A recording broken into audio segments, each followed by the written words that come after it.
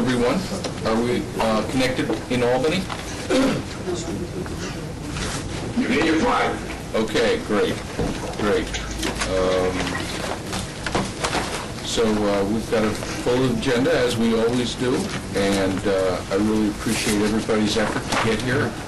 It's remarkable how efficient the attendance is at these meetings.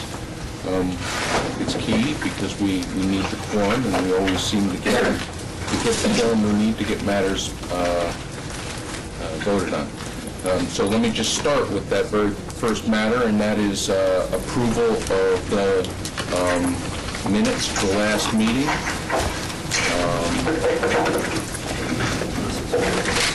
Has everyone had an opportunity to see those minutes?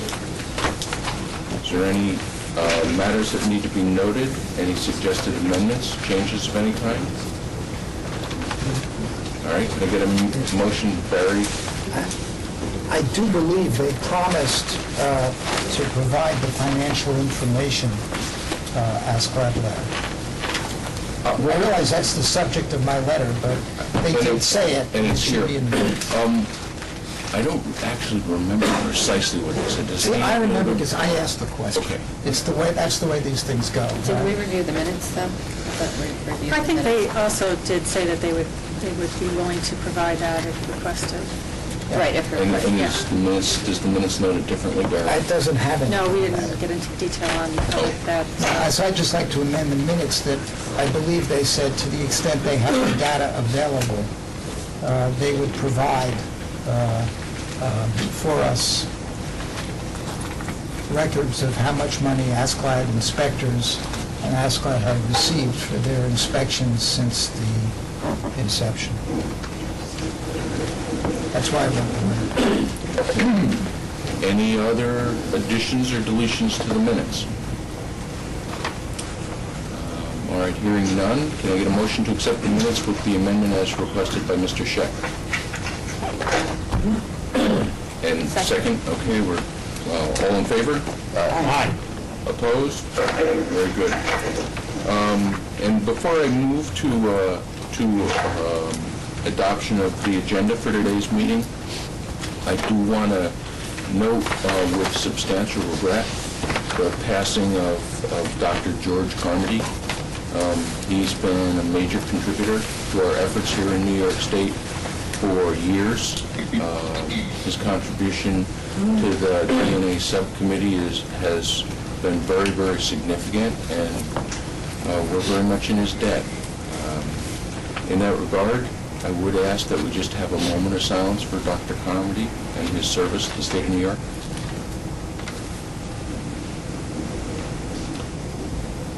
Okay, thank you very much.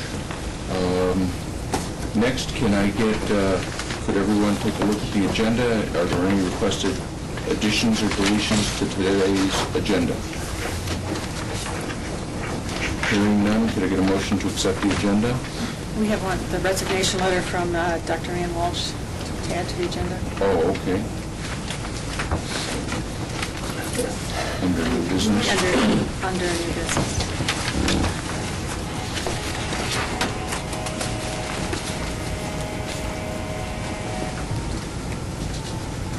All right, with the one addition of Dr. Walsh's resignation, can I get a motion to accept the agenda? Jeannie Bianchi. All in favor? Aye. Opposed? That passes. Next, we move to laboratory accreditation issues. And at this point, I'd like to turn it over to Catherine Levine to report on the laboratory accreditation matter. We have a number of laboratories up for accreditation vote this meeting. First one would be the New York City Office of the Chief Medical Examiner, Department of Forensic Biology. We have a binding recommendation letter in your packets from the DNA subcommittee dated May 20th, and they reviewed all of the information regarding their accreditation and approved it. You also have a letter from ASCLAD Lab dated May 9th granting the accreditation beginning May 6th and 2011, and it continues through May 5th, 2016. And then there's also a scope of accreditation and as well as certificate of accreditation, as well as your final assessment report. Also, we need to also vote on, there's a gap in accreditation when the laboratory moves from legacy to international. The international is not just a continuation of the legacy dates. So we do have a gap in accreditation, and we will need a vote to extend that from the May 22nd, 2011 through May 5th of 2011. March No, 22nd. March 22nd, 2011 through May 5th, 2011, sorry. And so we need that to get a vote on that gap so that there is no question that they were accredited during this period of time. And then also a vote on their new accreditation. Okay, we'll vote on the gap first. Could I get a motion? First of all, is there any discussion with respect to the need for accreditation for the gap period of March 22nd through May 5th, 2011, while the lab moved from the legacy certification to the international certification? Hearing no discussion, can I get a motion, please? Marina Stajic, second, please. Bill Fitzpatrick. All those in favor? Opposed? Okay, so that's taken care of. The next matter is the actual accreditation of the New York City Office of the Chief Medical Examiner, Department of Forensic Biology, as reported by Catherine. Discussion? Hearing none. Well, I point out that although we have a binding recommendation from the DNA subcommittee to approve the accreditation as granted by ASPARGO, there was a matter raised that the laboratory was not including, not following its own procedure, which called for designation of the loci tested in the DNA, as well as and/or the name of the kit that they were using. Just to make note that in clinical genetic testing, it is expected that the actual loci tested will be listed, even if the test kit or methodology used is listed, because the test kits change over time, and the imperative is that anyone reading the result is aware of the actual genetic markers that were actually tested in the sample. So, to note for purposes of the commission, it would seem to be an oversight not to include designation of the actual markers tested. But ASPAT Lab accepted that they list the name of the kit, so according to our current criteria, we would not, and the DNA committee did not, raise that as a serious issue. So. Any further discussion? Yes, Doctor. I would just like to point out that the FBI DNA quality assurance standards also allow the reporting of the loci or the kit, not just ASPAT Lab. Right. And OCME was going to change the wording to include or, right? I believe that. Yes, yes. I recall reading that. Okay. Any further discussion? Yes, Mr. I Scheck. think they should disclose everything they've tested in the reports. So you're saying they should disclose the loci then? The loci and the findings. I think that should be in every report. I mean, why is that hard? I mean, isn't there some kind of computer printout as to the results? Why should a report just, I'm just asking. Is there someone here from the New York City Medical Examiner's Office that wants to speak to that?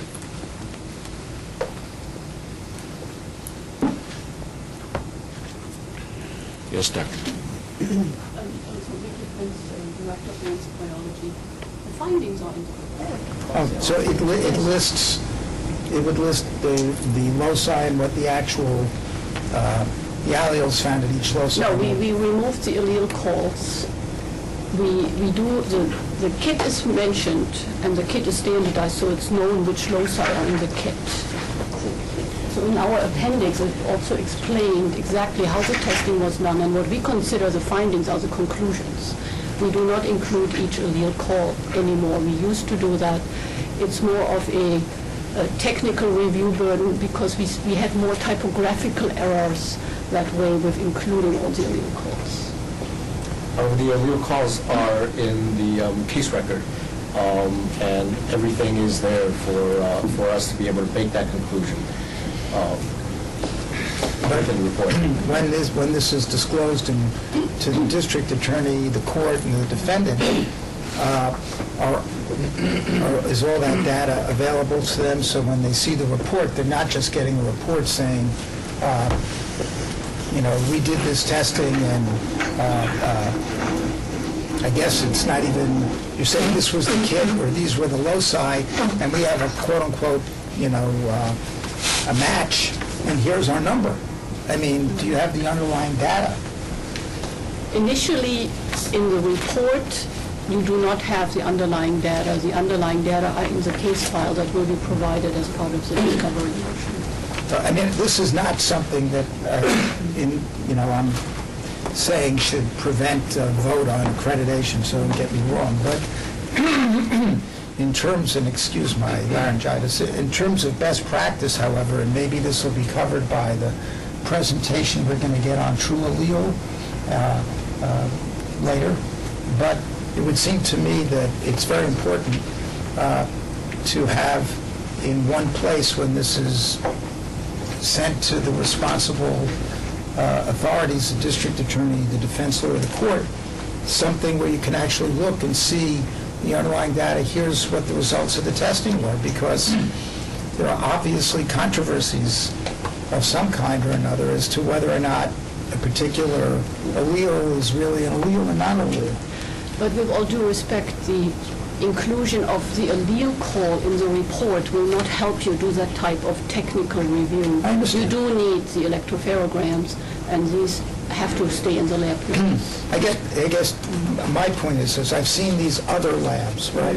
And just so everybody understands what we're talking about, you see labs report other labs, and they'll say something like, they'll make a report on the loci, and they'll say, we got, they'll give a number, and they'll say, we think that that's the genotype for the loci. Then they'll have another loci, and they'll have a little asterisk that says, we found something here, but we didn't think it rose to the level that's sufficient within our protocol to make a call, all right? So people are on notice that there are these alleles that didn't make the threshold. And that's sometimes of interest. As I understand what Dr. Perlin is going to show us, is that the True Allele system is actually saying that many readouts that might not have been considered true alleles, when you look at all the data, perhaps is relevant information that should be considered in the likelihood ratio. So I'm a bit confused as to how that system's going to work in this system, but I just feel it's important to have all the data available so everybody sees it. Dr. Watt?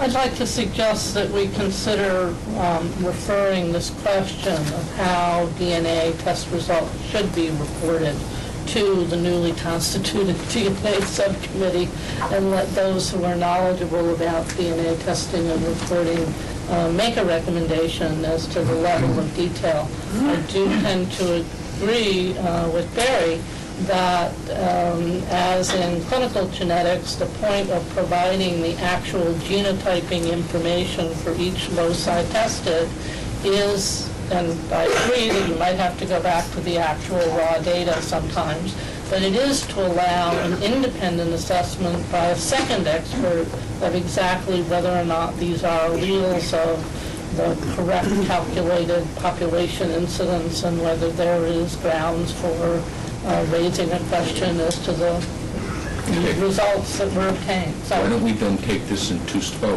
Mr. Schechter, you wanted to say something. Just a few questions. There's no technical problem once you have the underlying raw data accumulated in releasing it to an independent expert, say for the defense or the district attorney's office. Is that correct? No mechanical problem. It can be done. It can be done, yeah. And the second question is, currently, right this minute, if you want that data, you have a criminal case, and a defense attorney or a district attorney wants that, is it a simple phone call to you that gets the information? At this point, the district attorneys have to submit a faxed written request. Right, So what it's about a the- written request. And the defense bar? Also would have to, a written request. Okay, and not just the one last question. Do you get many requests from the district attorneys and the defense bar for the underlying data? All the time, yes. All the time? All the time. Okay, let's take this in two steps. Let's first take the matter of the approval of the accreditation of the New York City Office of Medical Examiners, and then we'll take the question of the referral of the level of detail to the DNA subcommittee next. Do I have a motion to accredit the New York City Office of the Chief Medical Examiner? Dr. Corrado, second. Dr. Willett. Further discussion? All those in favor? Aye. Opposed? Okay, the matter passes unanimously. Next, we have the recommendation from Mr. Scheck that, from Dr. Wiley, beg your pardon, that the matter be referred to the DNA subcommittee for them to review the level of detail that should be contained in the routine reports that come out and make a recommendation back to us as to what would be the appropriate level of detail. Further discussion? Well, I just want to make it clear for the record that I believe that the underlying data should be disclosed in all the reports, period. That you don't have to have a big controversy if that happens. And you say that there are typographical errors that make this difficult? Is that the problem? It's an additional review process that we have to ensure that there are no typographical errors that come out. So in order to expedite these reports, we figure we take those out of a little bit faster. I hate to give my friends more work, but I think the criminal justice system should have report. You know, I don't care how you make your call, but I think everybody's got to have the data. But I think Barry and I would disagree as to what the raw data means, and I think that's why we think we need to refer it to the DNA committee. Okay. So do I have a motion to refer this matter to the DNA subcommittee? So moved. Dr. Wiley, seconded. Mr. Scheck. All those in favor? Opposed? Okay, passes unanimously. Westchester County Department of Laboratories. This is an ADFT inspection for the Westchester County Laboratory Division of Forensic Toxicology. You have a letter from ADFT granting accreditation for the period of July 1st, 2011 through June 30th, 2013. It's a 2-year accreditation period. Their inspection report is also included in there, as well as a letter that was requested by ADFT requesting some answers or some remediation, corrective action regarding some of the issues brought up in their report. There were no essential requirements marked no, but there were just several that had they wanted some more information regarding that. Betsy Spratt is the lab director, and she is here if you have any further questions for her. Are there any questions for Dr. Spratt? I had a question about this. Is this the right time to talk about the glass analysis? Yeah, different ones out now. Oh, okay, I'm sorry. I'm toxicology. That's coming, right? Yes. Let's see, I'm having trouble with my book. Did you have the fingerprint problem here? No. Okay. That's interesting. That's fine. No, I understand. Okay. That's fine. Any questions in Albany? Good morning. I do appreciate the response to the comments made by the inspector about essential standards. There were additional sites for the desirable and important, two of which I think are of concern, and I'd appreciate comment. The first, not always was it evident in the review process that QCs reviewed. And the second, where was an error in proficiency testing, and that was attributed to failure to follow lab SOP. Again, I've made this comment in the past that it certainly would be appreciated the initiative taken by laboratories to respond not only to essentials, but to what ABFT and AskLab Lab may characterize as desirable and important.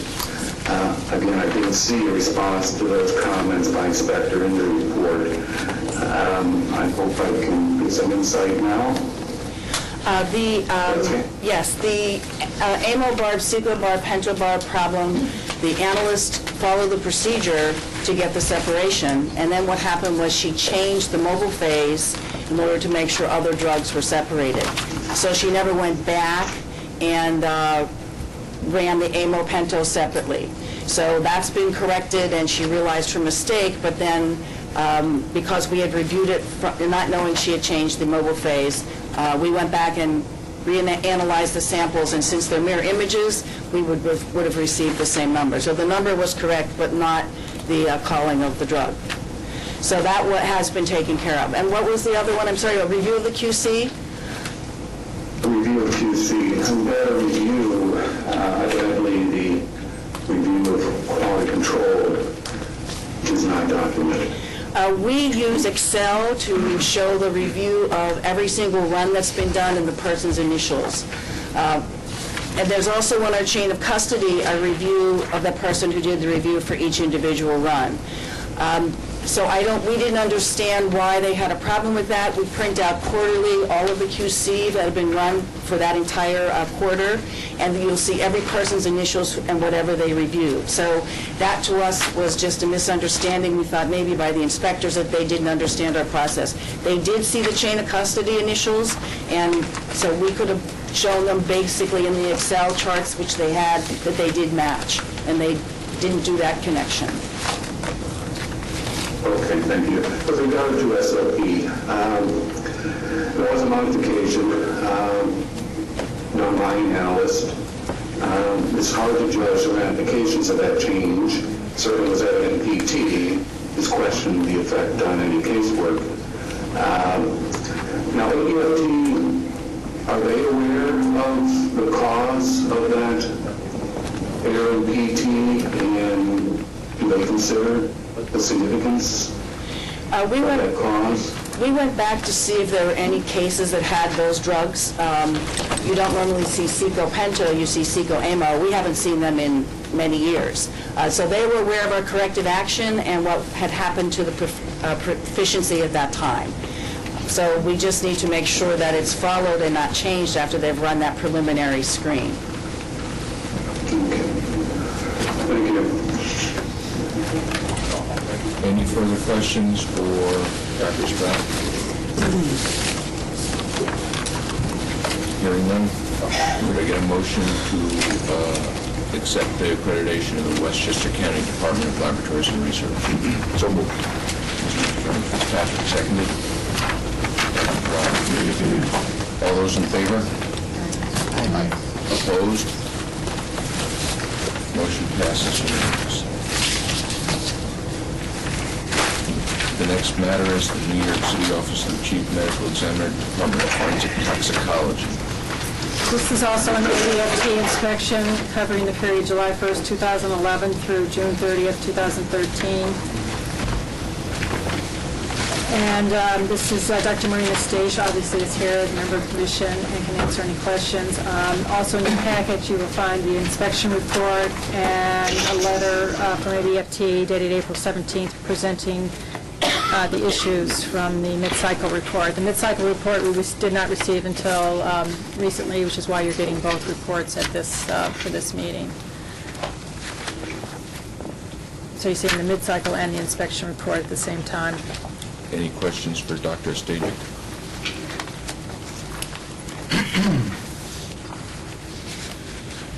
Hearing, yes, doctor. Yes. Well, likewise, I'd like to comment on the ABFT review of proficiency testing performance. There was a mid-cycle report. A letter was issued, I believe, in April, and in that letter, it acknowledged that during inspection, which was to take place in May, that there would be a follow-up on errors in proficiency testing. It wasn't clear from the report whether, in fact, the causes of those errors were adequately identified and addressed. Yes, the inspectors did look specifically at those issues. One, I believe, was, let me just find that report. One was a quantitative result of salicylates in urine, which is not really required. We were doing that as an extra step, as an extra quality control step. The problem with doing that in urine, in quantitating in urine, though, is that CAP does not provide the target or it doesn't provide, the participant mean. And we, in blood or serum, we use the participant mean as our guide. So actually we stopped quantitating urines, and we repeated it. Obviously we did repeat it, and we got pretty much the same results. The other one, I believe, was the issue of THC, which we only do qualitatively, and we do confirmations by request only. So again, that seemed to have been a random thing with Immunoassay, and since there was no request for confirmation, I mean, it was a PT, so we wouldn't send it out to another lab to perform the testing.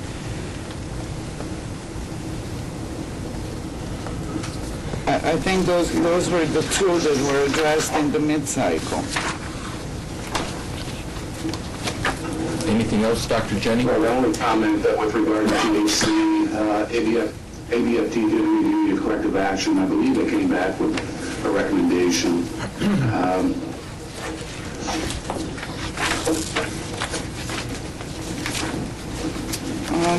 Can you just tell me what page is that on?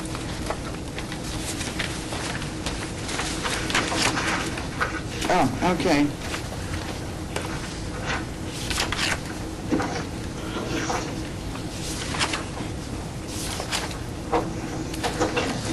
Well, yes, that's correct, but the recommendation was that consideration should be given to send the samples for confirmation by GCMS.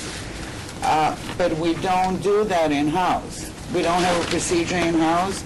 So that would mean sending a PT to a reference lab, which is just usually not done.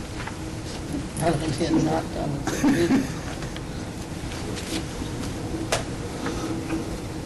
Thank you.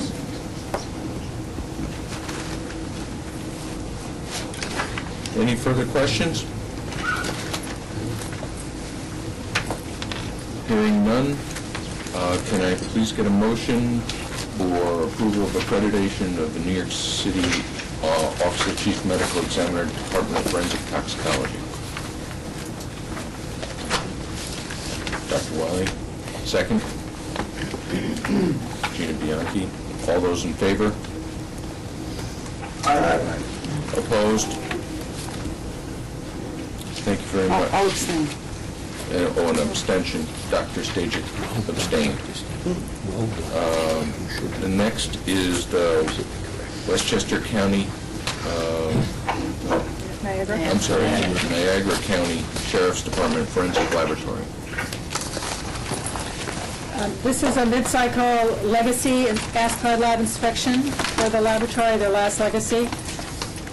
Al Mack is the lab director and is in Albany to answer any questions. However, we don't normally, we don't vote on mid-cycle inspections. However, ASCAR Lab, I just got an email on Friday stating that they have voted on their laboratory and have continued accreditation for this laboratory. So their next inspection will be an international inspection. When is that? That will be in 2013. It will expire July 9th, 2013. So you have in front of you their ASCLD lab legacy inspection, as well as corrective actions that they had on 4 essential no's for that inspection. Are there any questions? I said Al Mack is here in Albany. Any questions for Mr. Mack? This matter does not require a vote, so we'll now move on to the Westchester County Department of Laboratories and Research, Division of Forensic Sciences.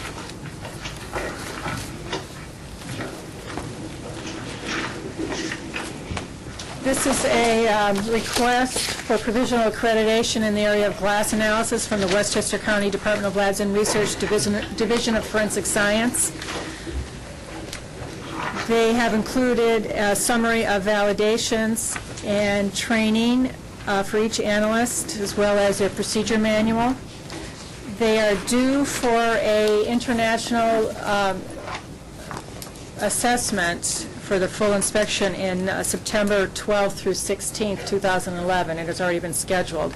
So what they're looking for right now is provisional accreditations to start working actual cases in glass, and then have those cases ready for review by assessors from ASCLD Lab in that September timeframe I mentioned. They also have external tech reviewers set up to look at all those cases, and they have people from individuals, analysts from the laboratories of New York State Police, Suffolk County, and Onondaga Labs to review their cases. So they will all their cases will be externally tech reviewed.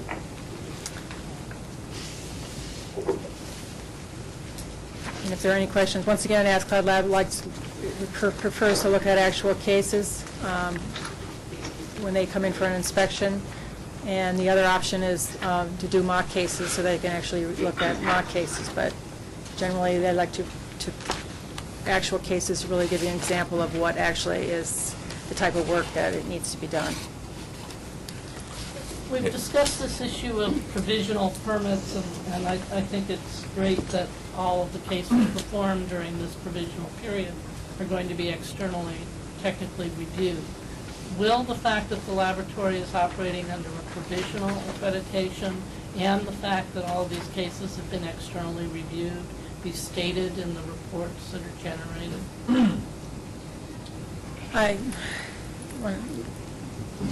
You want to speak to that? I'll let the lab director and the assistant lab director, Barrett, speak to that. Yes, we wouldn't put in the report that we were under ASCLD for those reports until we got ASCLD accreditation. That's different than proactively stating that the laboratory is operating under a provisional accreditation. Well, we could put that in. Say it was provisional. You could, but do you now? No. We're not doing the cases yet. So we've never been in that situation. If you, may I? Go ahead. I'm sorry. If you were in that situation, would you affirmatively have any objection today to putting that into the reports? I'm worried about defense attorneys and prosecutors who get these reports, have forensic issues. Many of them, this may be shocking, have no idea that there's such a thing as provisional accreditation. It's not even in their ballpark sphere of knowledge. Therefore, the question that my colleague has asked you is, would you put it in affirmatively, because that would signal to an attorney for the district attorney's office or a defense attorney or even a judge that there's something that has to be asked about here. You would have no problem with that. No. Okay. And do you need a formal declaration from this commission to do that, or would you just agree to do that on your own? Well, we'll do it in an interim period until we get accreditation. Will you'll affirmatively state in your reports, yes, this is provisional? Yes. Excellent. Dr. Corrado. Thank you very much. Dr. Corrado. I would just like to ask... Well, if I could comment. I don't think we can single laboratories out in having such a disclaimer. I mean, there are many instances where testing is done under, probational accreditation. So if it's applied to one laboratory, it would need to apply to all, no? Yes. Okay. Yes. Dr. Corrado. So how do you formalize a requirement that lab reports include that statement? Dr. Corrado. I guess I want to ask a question that's relating to this whole idea of obtaining this provisional accreditation for sub-disciplines. When the commission was originally established, the idea of the provisional accreditation was for laboratories to become, before they could become accredited by ASCOD Lab and by the commission, they wanted to give them that stopgap provisional accreditation. It's also necessary for the laboratories to get the provisional accreditation so that they can do the casework so the accrediting body can accredit them. But the issue that I see here is with the ISO laboratories, because listed on their scope as each sub-discipline, whereas in the legacy program it was just the discipline. So a laboratory, say, that wasn't doing DNA analysis now wanted to bring DNA analysis on, it had to come before the commission to get provisional and then to get accreditation. With the sub-disciplines now, each sub-discipline is listed on the scope, so now we're asking the laboratories to come before this commission in order to get provisional accreditation, in order to do the casework, in order to get accreditation. That's not required by the accrediting body. So a legacy laboratory basically could bring on a sub-discipline such as this in their trace section and not have to get any provisional accreditation, and they could just do it. Whereas the ISO laboratories that are meeting the higher standard are being penalized by having to bring these sub-disciplines to the commission in order to receive provisional accreditation. And also, we also have to have an additional person come in and pay for that. That's right. Now they have to have, now instead of just waiting till their next inspection, which is what typically happens with the legacy labs or with other labs outside of New York State, waiting until your next accreditation to have this sub-discipline reviewed, they're having to pay an additional on-site visit, which is, $2,000 to $3,000, just to have them come out to look at this one sub-discipline, rather than waiting till their next accreditation cycle. I would like to question, is this really necessary? Why are the ISO labs having to go through this extra hoop? And is it really necessary if these things are going to be monitored at the next accreditation? I'm not really sure that I think that it's required. I have a question for the chair. To effectuate what Dr. Waller was talking about, how would we do that? And to what Dr. Janney is talking about, that you can't just isolate one lab and require them to do an affirmative act of provisional, but it has to apply to all. How does that happen here? I think that what we would have to do is put it over to another meeting. Right. Put it on our agenda, allow time for the issue to be developed, and allow people to have an opportunity to comment. We always put out a draft agenda so that those people that work in the laboratories and have an interest in commenting on a given topic can comment on it. If the commission felt that it was necessary to get the input of outsiders, we would invite the input of outsiders on the matter.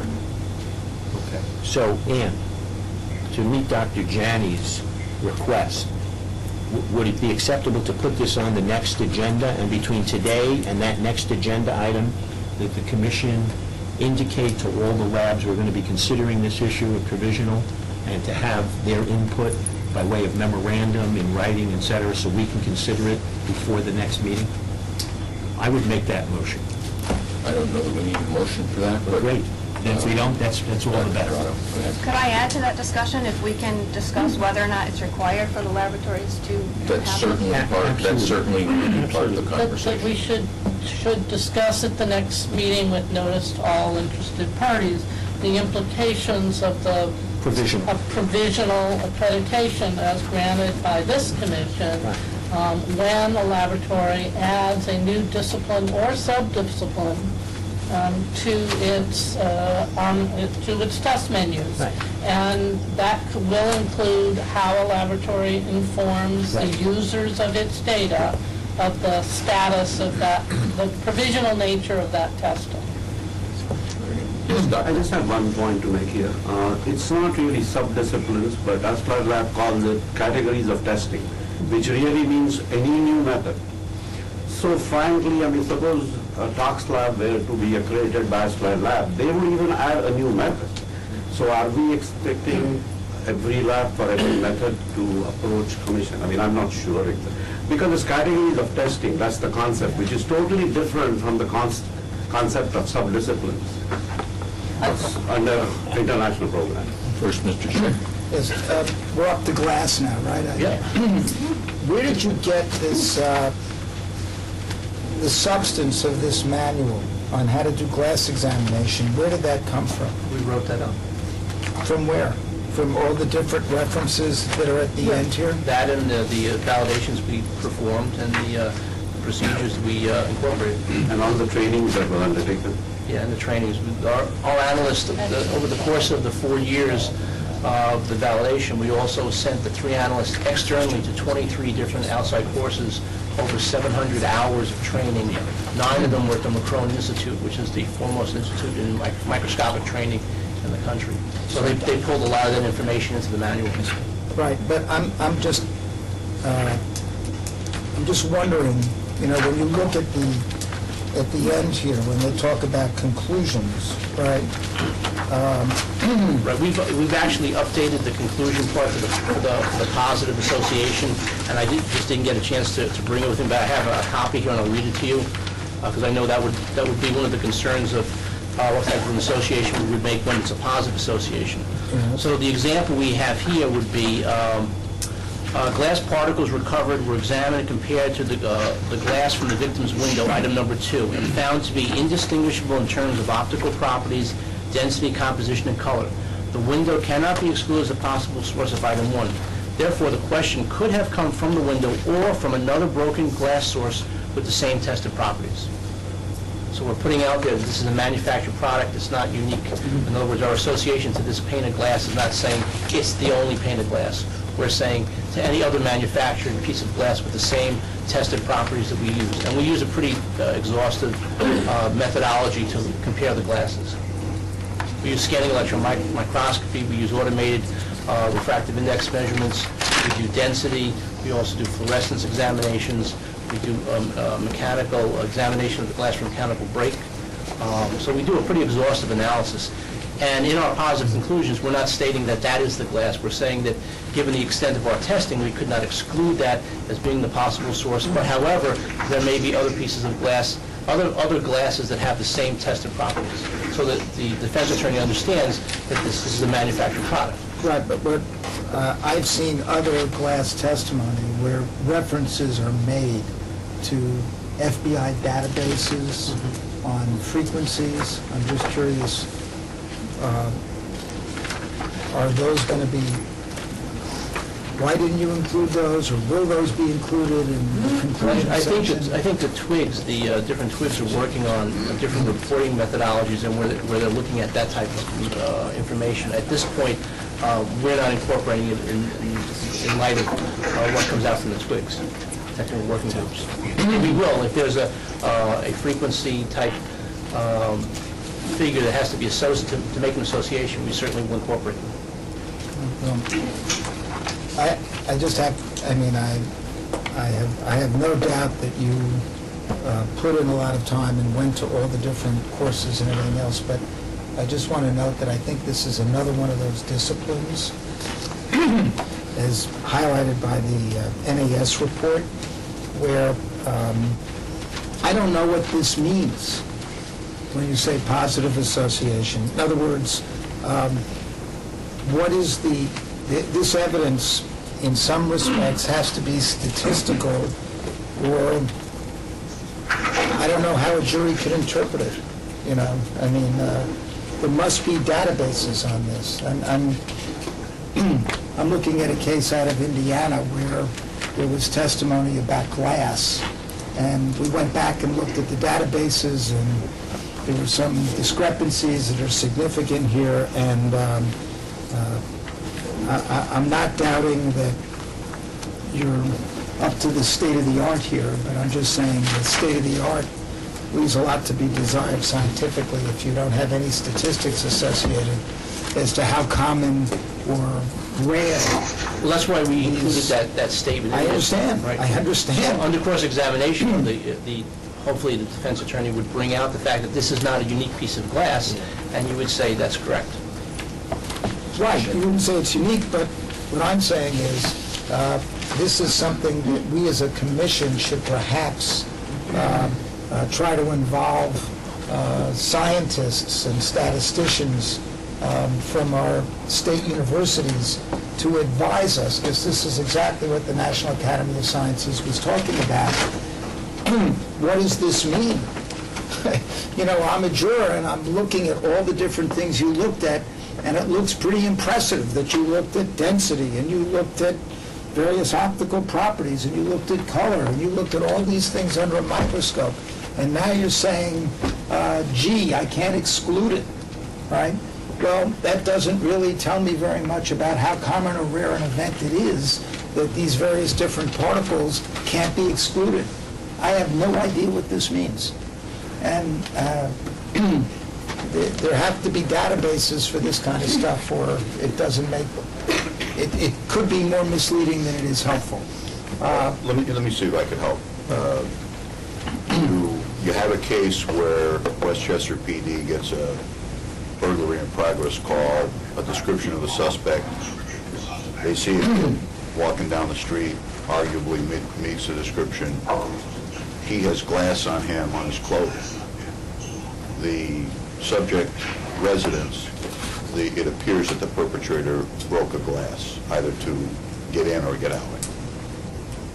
You find out that the glass on the suspect, which may be on his face incriminating, is completely different from the broken glass.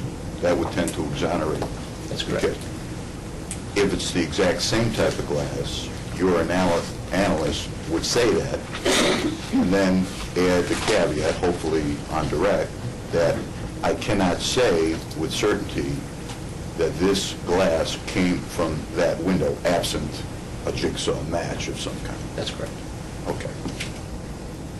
No, I'm not disputing that the exclusions are useful. What I'm saying is, without data, the so-called matches can be potentially very troublesome. I think a jury will take him for what it's worth. He's got glass on him. You know, he tells the cops, I don't know how a glass got there, or something, or maybe he just exercises his right to remain silent. That would be a salient fact. And if I'm a juror, and a cop gets on and says, well, there's a broken window over here, the kid had glass on his coat, that's all we need. I would want to know more than that. I would want to know what Westchester now seems to be able to say. I think the trick to your hypothetical is that you have a broken glass and somebody running down the street with glass on them. The problem arises when you are vacuuming a car, or you're vacuuming some area, right? And then you're trying to look at the glass and draw some significance from the fact that you can't exclude the vacuum glass from the window that was broken into in some other place, when it may be that, you know, what I was surprised to learn when I looked at this glass case is that there's glass everywhere. You'd be shocked to know how much glass there is in car seats, in all kinds of places, and how common or rare that is. The entire country's infected. Glass, DNA, fingerprints, it's glass everywhere. I quit. I'm out. What did I tell you? Mr. Schechter. Mr. LaCar, you know, I listened very carefully to your statement that if you have this new methodology, you have to come before the commission. There's a disconnect, often I find, between the forensic science community and the courtroom. This is a commission on forensic science. If this was a commission on science, I would agree with you 100%. You could have this new methodology, and we could wait 2 years. You could go to Bern, Switzerland, and do a magnificent presentation to the scientific community, and it would be either accepted, rejected, or debated. But this is the Commission on Forensic Science. And our problem is that while you have this new methodology, and you've put it together in a very concise manual, the results of your methodology can seep into the courtroom and can be presented as evidence. And so this tension, this gap between the new methodology being approved, they say coming before the commission, and the courtroom presentation of acceptable evidence is the problem we often have. That's number one. Robert, you point out that we say this in a certain way so that the defense attorney, or for that matter, district attorney, in a cross-examination of a defense expert, will be able to ferret this out. But that's what we heard from Askeladd Lab, and that's what we've heard from people affiliated with Askeladd Lab nationally in speeches over the last 5 years. that the real problem isn't the forensic science. The problem is the defense attorneys and the DAs and the judges aren't getting the examinations right. But my answer to that is that we don't wait for the courtroom to examine evidence. American Anglo jurisprudence is based upon a concept that before the evidence gets into the courtroom, before a defense attorney opens his or her mouth, we have rules and regulations about whether that evidence could get in. Taken to its logical extension, hearsay evidence could come in left and right, right? And the answer you would give would be, well, that's up to Mr. Schechter to ferret it out on cross-examination. It can't be. We've never had that rule in the United States. In fact, if you read the Federalist Papers, they make it pretty clear that that's not the system we wanted to set up. And Judge Scalia, in some of his recent decisions, went back to the trial of Sir Walter Raleigh to show how hearsay evidence can seep into a case and why, when the Founding Fathers started this country, they went the other way on these rules of evidence. So that's the second problem. The third problem is the business about salient facts. The reason that you put in these disclaimers, which is proper, right, is because you want to make sure that when it gets into the courtroom, that juror number 7 says, gee, I've heard this evidence, I've heard that evidence, this is it for me. The science guy says, this is the glass. He doesn't hear about the exclusion, etc. All Barry Scheck is saying is before we get to that point in the courtroom, and Mr. LaCar, before anybody opens their mouth in the courtroom, we need to be satisfied that there's a statistical backup and basis for what you're claiming. I know nothing about glass. I'm surprised Mr. Scheck does, but then I'm not surprised at anything Mr. Scheck knows. He knows about glass. I don't. But my sense of it is that's what we're arguing about. D.A. Fitzpatrick has raised a particular scenario, and in his scenario, yes, it might be an important salient fact. But before we get to that scenario, there are 50 other scenarios where we could do great damage. So to me, Mr. LaCar, I have no problem waiting until there's an approval before the commission. Some months ago, somebody came before this commission, I don't know if it was Westchester, I may be wrong, Mr. Chairman, but there was a duct tape. I think it was, somebody wanted to do duct tape analysis and wants to be accredited, and I think they're coming back here after they do tests. And everything that Peter Neufeld knows about duct tape, and now I know about duct tape, tells me you can't do what they're claiming. But yet, there's somebody seeking an accreditation for that, whether on a provisional basis or not. So you understand that's the position we're in. And finally, to Dr. Corrado's position, which seems to be that why don't we wait? Why don't we wait? And we don't want to punish one group over another group. But every time we wait, this evidence gets into courtrooms, people are convicted, and then 10 to 15 years later, we have a wrongful conviction case. Whether it's right or wrong, whether you believe in exoneration or you don't, that's the problem with waiting. Every time we wait, cases accumulate. So that's the reason I think Barry is saying what he says, and I agree with him on this. And I don't in any way belittle what you've done. I think it's great. I'm going to reread this and ask some of my colleagues nationally if they've had any of these glass cases. But for the moment, I think we got to take 2 steps back. Who else does glass, by the way, in New York? Suffolk County, I believe. State Police, Onondaga.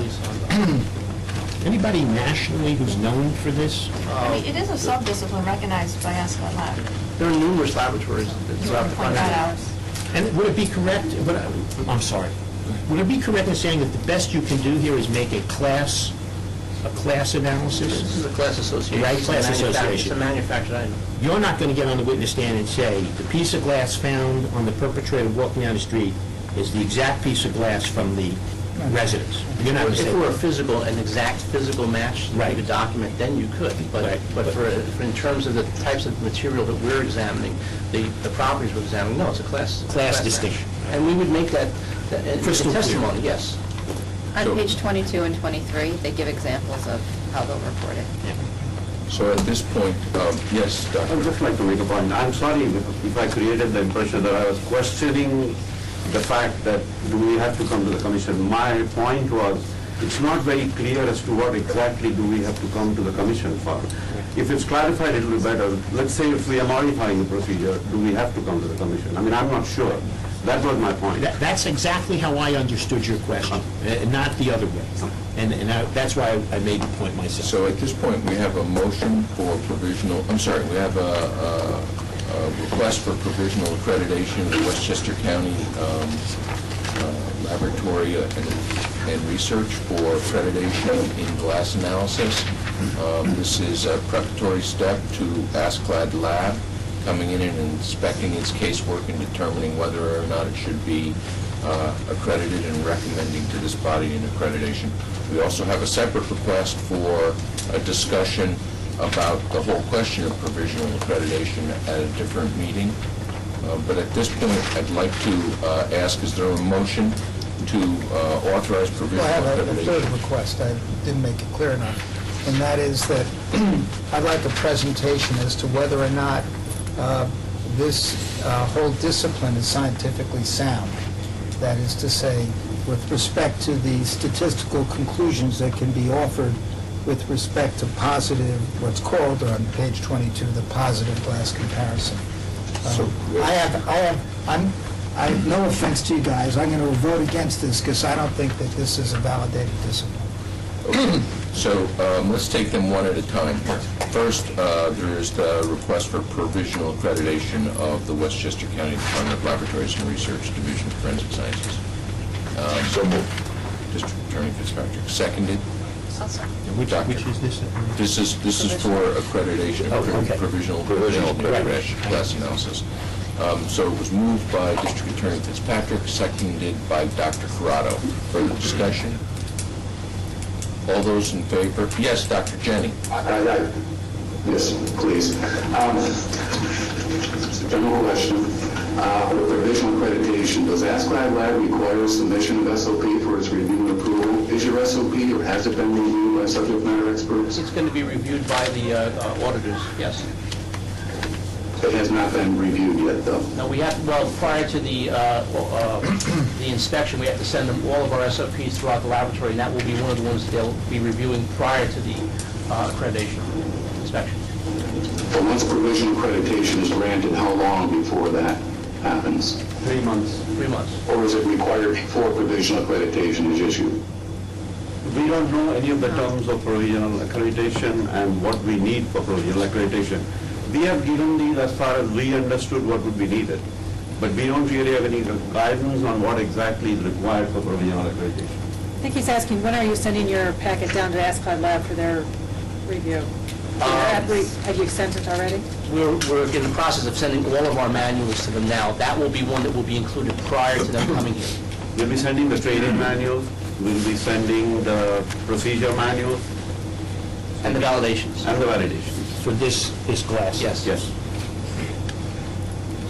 Any further discussion? All those in favor of granting provisional accreditation to the Westchester County Department of Laboratories and Research, please indicate by saying aye, and Albany, if you could raise your hand. Aye. Albany? Okay, opposed? I see 8-3. Any abstentions? Motion carries 8-3. Let me make it clear, I'm not voting against them because I think that they did anything inadequate in terms of what they're supposed to do. I just don't think it's a valid discipline. All right, and then quickly then, we have two other issues. Let's see if we can't dispose of them on real short motions. One is the question of putting on the agenda the next meeting the issue of provisional accreditations in general, whether they're necessary, and if they are, what should be the scope of our consideration of those matters. And notice from the commission to all the labs, send us your info. We'll let the labs know. Okay. The second one, I would suggest that we have a review of glass as a discipline, and perhaps we get everybody's... In a minute. Okay. Let's just deal with the provisional, the overall provisional. Can we just go back for 1 second? So that was 8 in favor, and there should be, were 4 people opposed? No, I only saw 3. I Three didn't opposed. see Dr. Stager. We're going in favor, so are there 9 in So there were favor? 9 in favor. I didn't count. I apologize. Thank you. Okay, so can we get a motion here, put on the agenda the next meeting, this issue of reviewing provisional accreditations in general? Dr. Willie, seconded. Mr. Schechter, discussion? All those in favor, please indicate.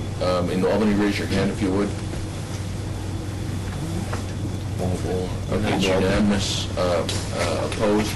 The motion passes unanimously. And then lastly, we have a request for our, at a subsequent meeting, for us to take a look at the entire issue of glass analysis. Scientific validity with presentations, and I think that might help is if we could, the commission could somehow get everybody else's protocol for how they do this.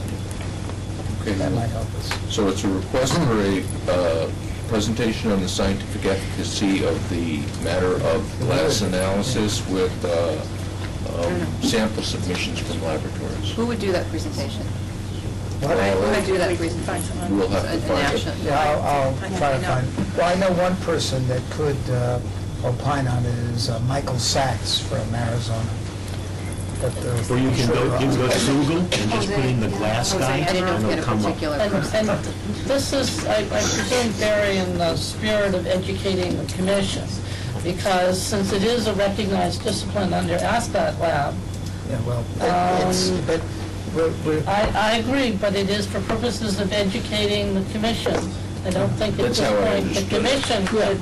No, but the whole question of, we are the Forensic Science Commission, and therefore we're concerned about science. And if there's not scientific validation for the conclusions that could be offered with respect to a glass association, or if it's misleading, we need to know about it. So Michael Sachs, I'm sure, could be Skyped in if necessary, and he could be educated. We'll look for an expert to make a presentation.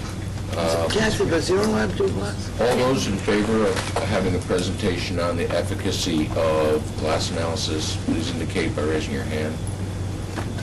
Opposed? 1, 2, 3. Opposed? Anybody know? Carries 9-3. All right.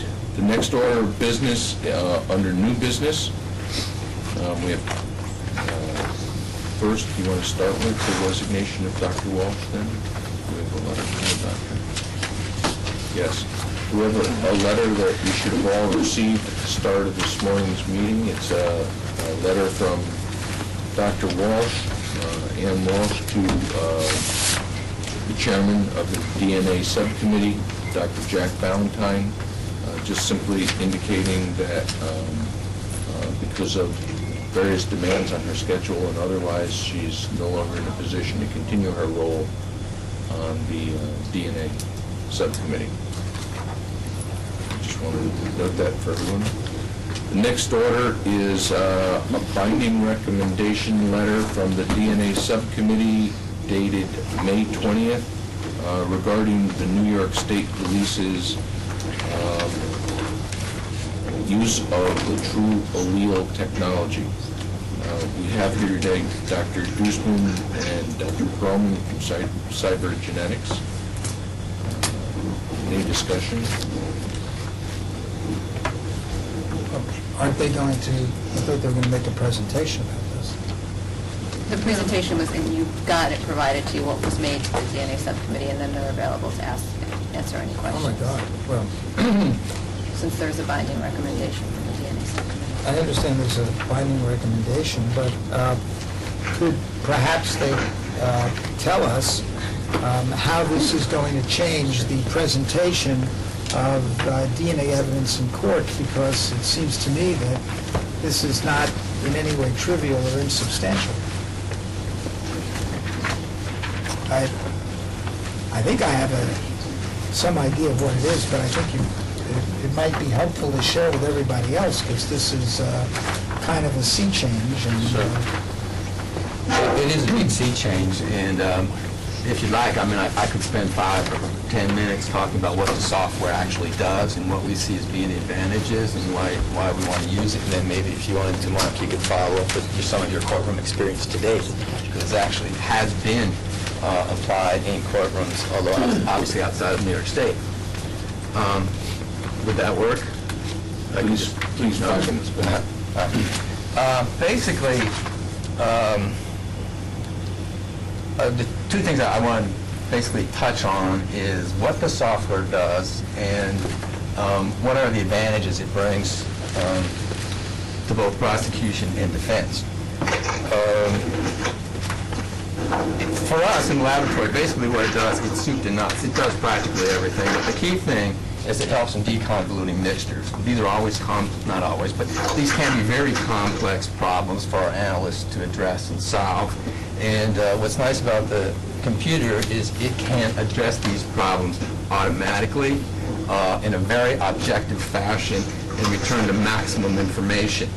What it does basically is it takes the data from the genetic analyzer, applies a quality assessment of the data, and it converts the data into peaks, which is what our analysts are used to looking at. And then at that point, the analyst can interject. The analyst has an opportunity to look at the data, see if it agrees with what the computer sees, and if it does, or she does, the data can go directly into the computer. And there it resides until the analyst is ready to ask it or to query it. The analyst can then come to the computer and pull in case elements. It can pull in the evidence patterns, can pull in the suspect's DNA patterns, can pull in the victim's patterns, and ask the computer, for example, I have a case here, I have these evidence items, I have this victim, and I have a suspect. Is this victim and suspect included in that evidence? The computer will then solve for that question. And if the analyst is not happy with the answer, it can actually challenge the answer. You can go and say, I don't agree with your call on this particular locus. I think it's a 1213. And the computer will show him or her what the answer looks like based on that assumption. Now, what's really cool... You're scaring me now. You're like, I can picture this guy arguing with this computer. Yeah, well, there's been actually something scenarios very similar to that when you're starting out. Well, before you move any further, when there is an override, so to speak, of the computer, when there's a difference, is there some part of the protocol where this is made transparent, where the documentation of this is mandated? Describe it. I'm not familiar with the override that you're talking about. I'm talking about the query where you can actually... So you have data, correct? And so you begin with a crime scene. The laboratory transforms that into quantitative data, various peaks. So let me take a minute and bring you to where your question is. At that point, a question gets asked of the computer. That question does not involve any suspect, any database of suspects. It can't. It's simply looking at it. It could involve a victim if you believe that the victim is a potential genotype. And what the computer can do that a person can't do is it can try out every possibility. It can say, here are some peaks. There's a high peaks, low peaks at every locus. And the computer can search the space of all possible explanations for that data. If the peaks are here and you propose an explanation there, that is probability 0 if that's what you're finding.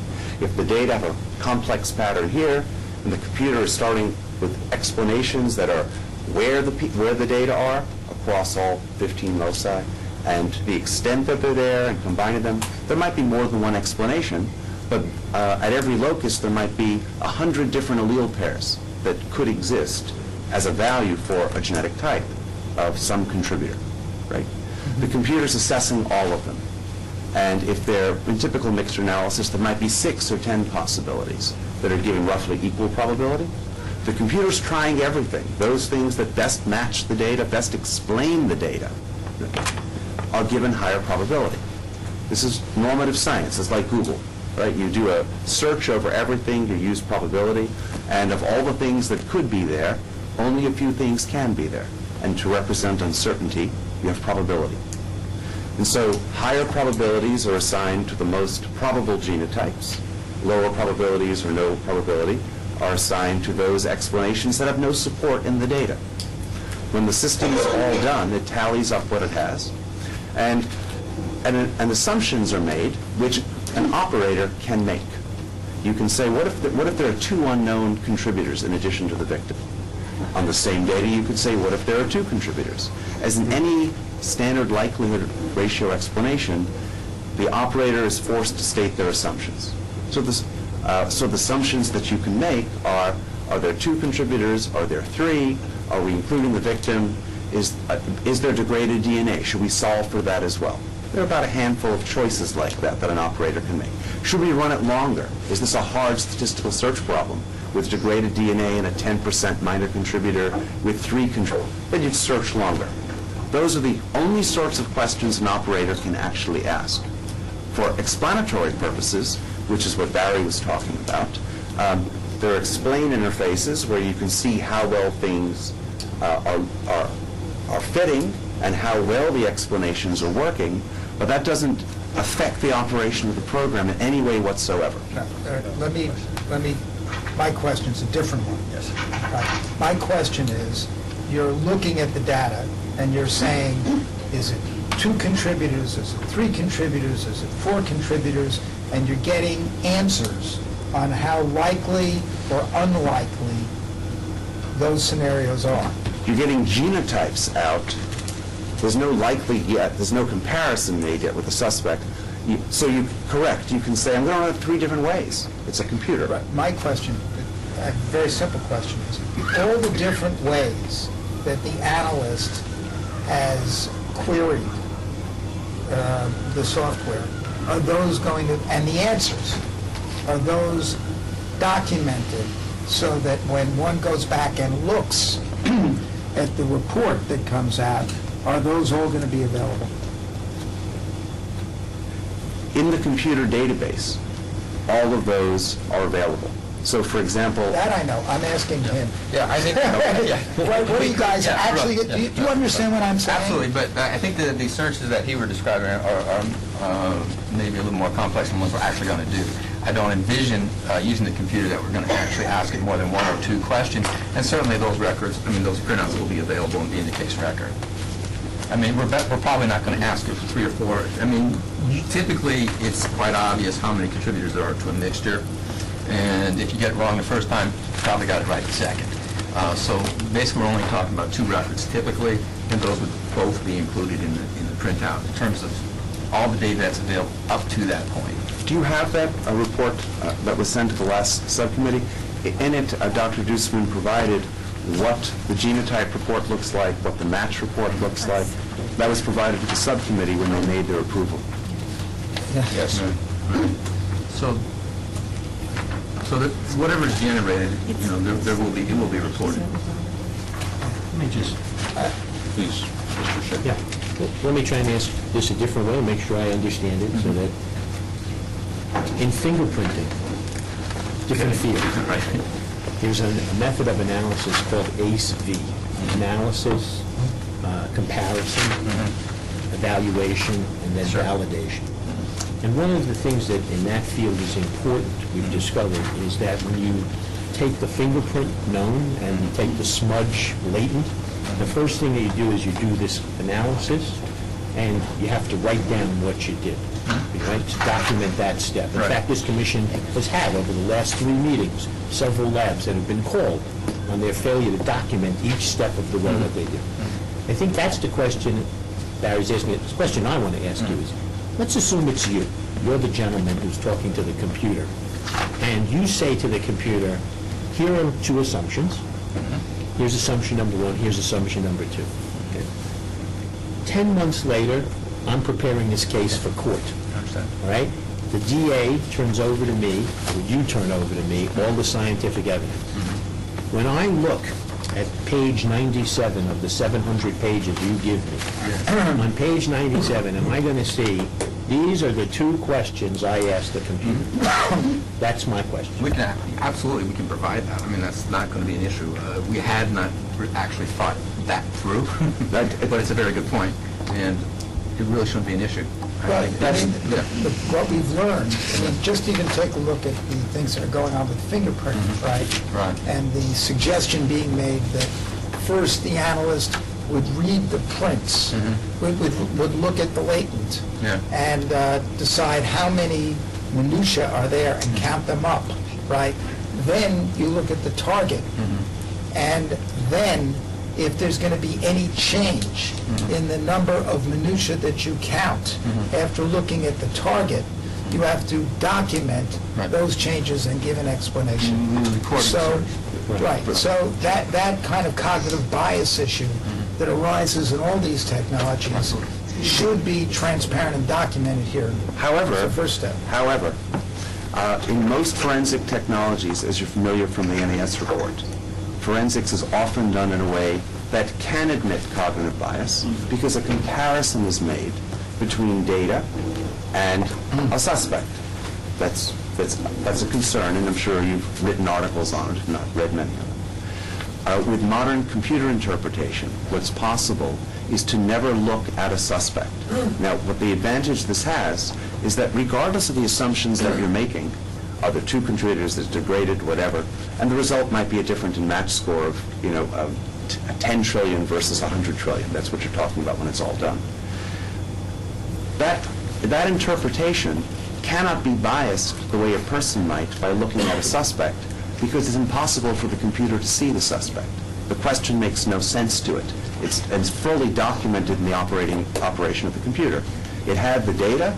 This was a suit. So the issues that arise in fingerprints of making sure that you're not biased by looking at what the answer might be can't arise when that genotype is inferred by a computer and a comparison is made to one suspect or 5 suspects or to an entire CODIS population of suspects. It never had any idea what you were looking for. It was just inferring what genetic type information was present in the data. If the analyst is asking the computer a question in our hypothetical, which I think I agree with my colleagues should be disclosed, but the question, does the analyst know the genetic profile of the suspect, of the victim? That's operationally of how you would run the software, and that's up to the lab's procedures. But the computer's answer is not affected by what an analyst may. An analyst may ask the computer to work on it longer, harder, whatever. Right. But whatever the analyst might know can't affect what the answer the computer gives is. But it might affect questions. Right, exactly. Yeah, exactly. That's my question. And that's a workflow issue, and that's one of the things that we, workflow model that we want to make sure that we ensure is that the objectivity is maintained. So those control samples are going to go, into an automation process and directly into the computer. The only role of the analyst will be to assign them to that automation process. They won't have a prior look at the analyst profile. The last trial I had with Russ Gettig was a mixture case. Yes. And one of the many things that made Dr. Gettig's testimony attractive to the jury was his lack of knowledge of the profile of the suspect and the victim prior to his test. So if that were the case here as well, that would help my presentation to this court. That's an excellent way of running it, and the software set up to accommodate that workflow. Right. I mean, one can see the advantages. I mean, it's and would make Barry's job more difficult. And I forgot to point that out. It would make Barry's job much easier if the person wasn't in there. Question of bias from the board, which is part of you our... have to understand what my job is. So the Just seeking the truth, Barry, I know, please. I would have thought after all these years you'd know that. But, no, I understand the notion that this can be used in a way where it's replicating essentially sequential unmasking, right? Exactly. You don't know, so It you're not predated biased. sequential masking. I'm sorry? It predated sequential. Right, but what I don't understand about this, and I understand that the DNA subcommittee, it's binding, et cetera, but that doesn't, I think it would be nice to have a more detailed explanation at some point of what this is, so we can understand how this gets implemented operationally.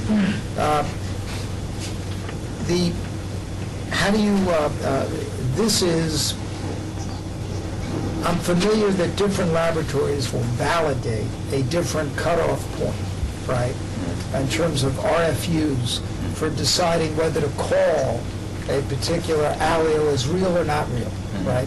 And you're saying things like, will ask the computer to work longer if there's a possibility of degradation. My understanding from just reading what I got here in this report was that you're looking at the data that you get, right? The computer program is, right? That comes from the laboratory. Right, that comes from the laboratory. And so in cases where you have peaks of certain relative heights, right, the computer will be making a qualitative assessment, right, based on all the different peaks. And you're not necessarily... Quantitative assessment. Quantitative assessment, but you're making an assessment based on all the data that's there. Yes. You're not simply saying, oh, that one is below 50, therefore we don't count it. That is correct. This one is below 100, therefore we don't count it, which is the way other labs, the FBI, for example, have been doing it, right? Under the theory that this is going to cut down on the number of cases where you might incorrectly call something as real when it is in fact an artifact. Absolutely. Right? So,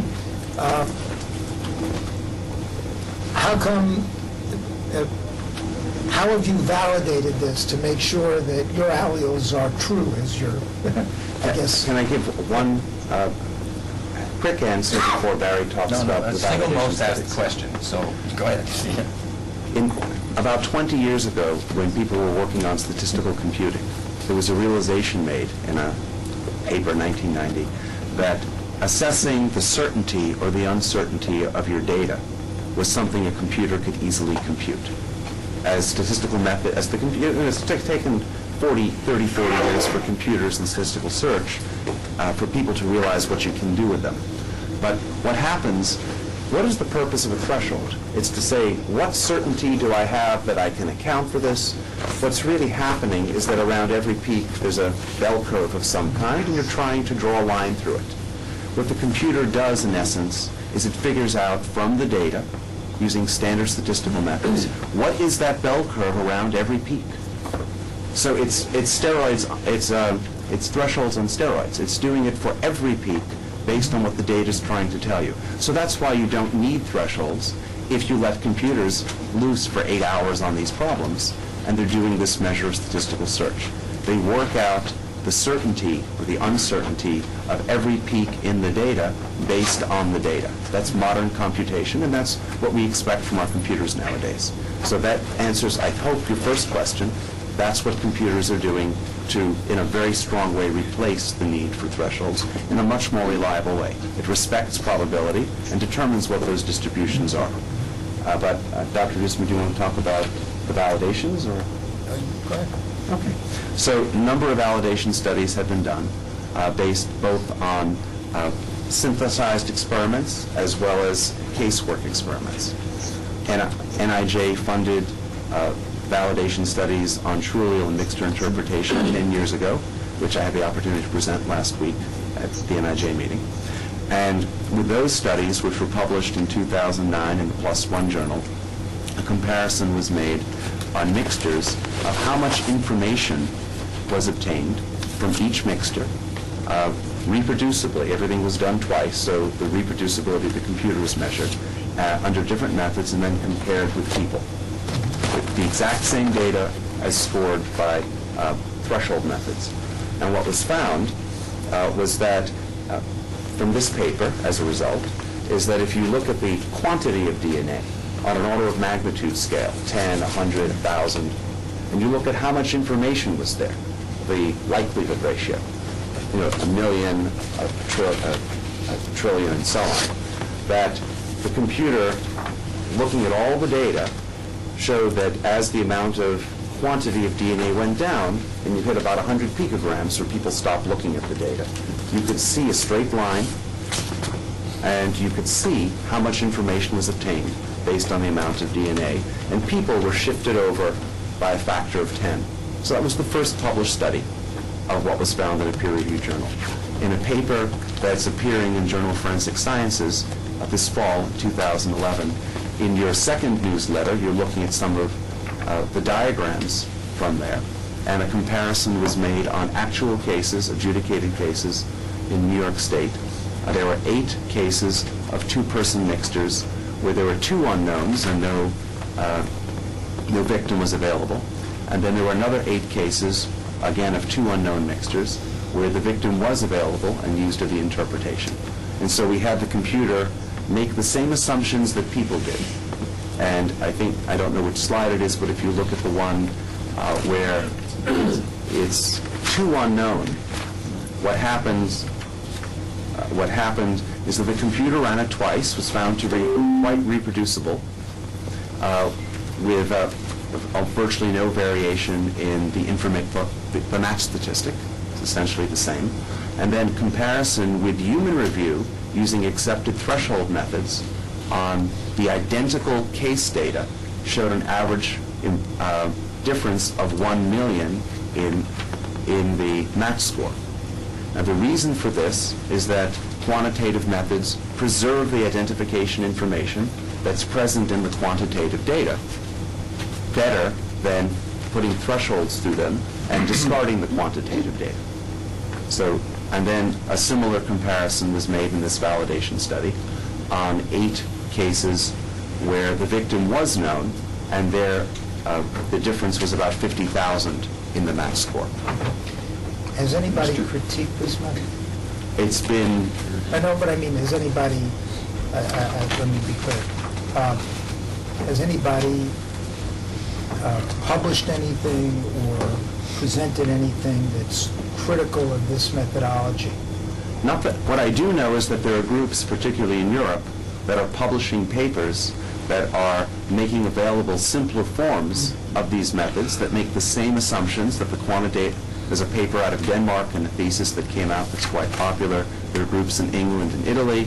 There was an excellent paper out of New Zealand 2 years ago by James Curran that used the same assumptions, the same sort of statistical computing, and reached the same overall conclusions, which is using all of the data, using modern probability, and using probabilistic computing, preserve most of the information that's present in the data. Mr. Schechter, you had a question. That's actually been answered. Okay. And in the SWIG-DAM guidelines that came out last year, paragraph 3.2.2, SWIG-DAM and the FBI acknowledged that probabilistic genotypes were a fine way to interpret mixtures, with the proviso that a validation study would be done by the laboratory before they were used. At this point, we have this binding recommendation from the DNA subcommittee recommending approval of the True Allele technology and its use by the New York State Forensic Laboratory. Is there a motion on the floor to accept the recommendation of the DNA subcommittee? I'm sure that this is brilliant, but I must say, I found what I got here, right, these reports, insufficient to understand. I don't completely understand this methodology. I really don't understand how this is going to be validated, what it's going to look like in a laboratory level. I don't understand what the printouts going to look like and what the expert's going to be testifying to. I very much welcome the theory behind this because it sounds to me like an improvement, but I'm fairly clueless about this. And that is why we have the statutory delegation of the responsibility here to the DNA subcommittee so that they could delve into these matters and determine whether or not they are scientifically valid. Well, Barry, don't you anticipate that? I mean, it hasn't been presented in court yet. Oh, it has. In Pennsylvania twice. But I mean, testified earlier this month. Not New York. I mean, don't you anticipate a Fry, Dauber, whatever hearing? Well, you know, I'm sure that whatever is presented is going to be challenged at some point, and they'll have to defend it in court. And, by the way, I noticed that Dr. Duesman and Dr. Perlin, that you both are, you both published this? Is it based on There's a joint research? publication in October in Journal of Forensic Sciences based on the research that we did. And who has patented this technique? or is it patented? Actually, many people have filed patents on this technique across the world of quantitative interpretation. We're one of the many people who have filed patents, but there's no value to them. All they say is that you use quantitative data. But I mean, no disrespect.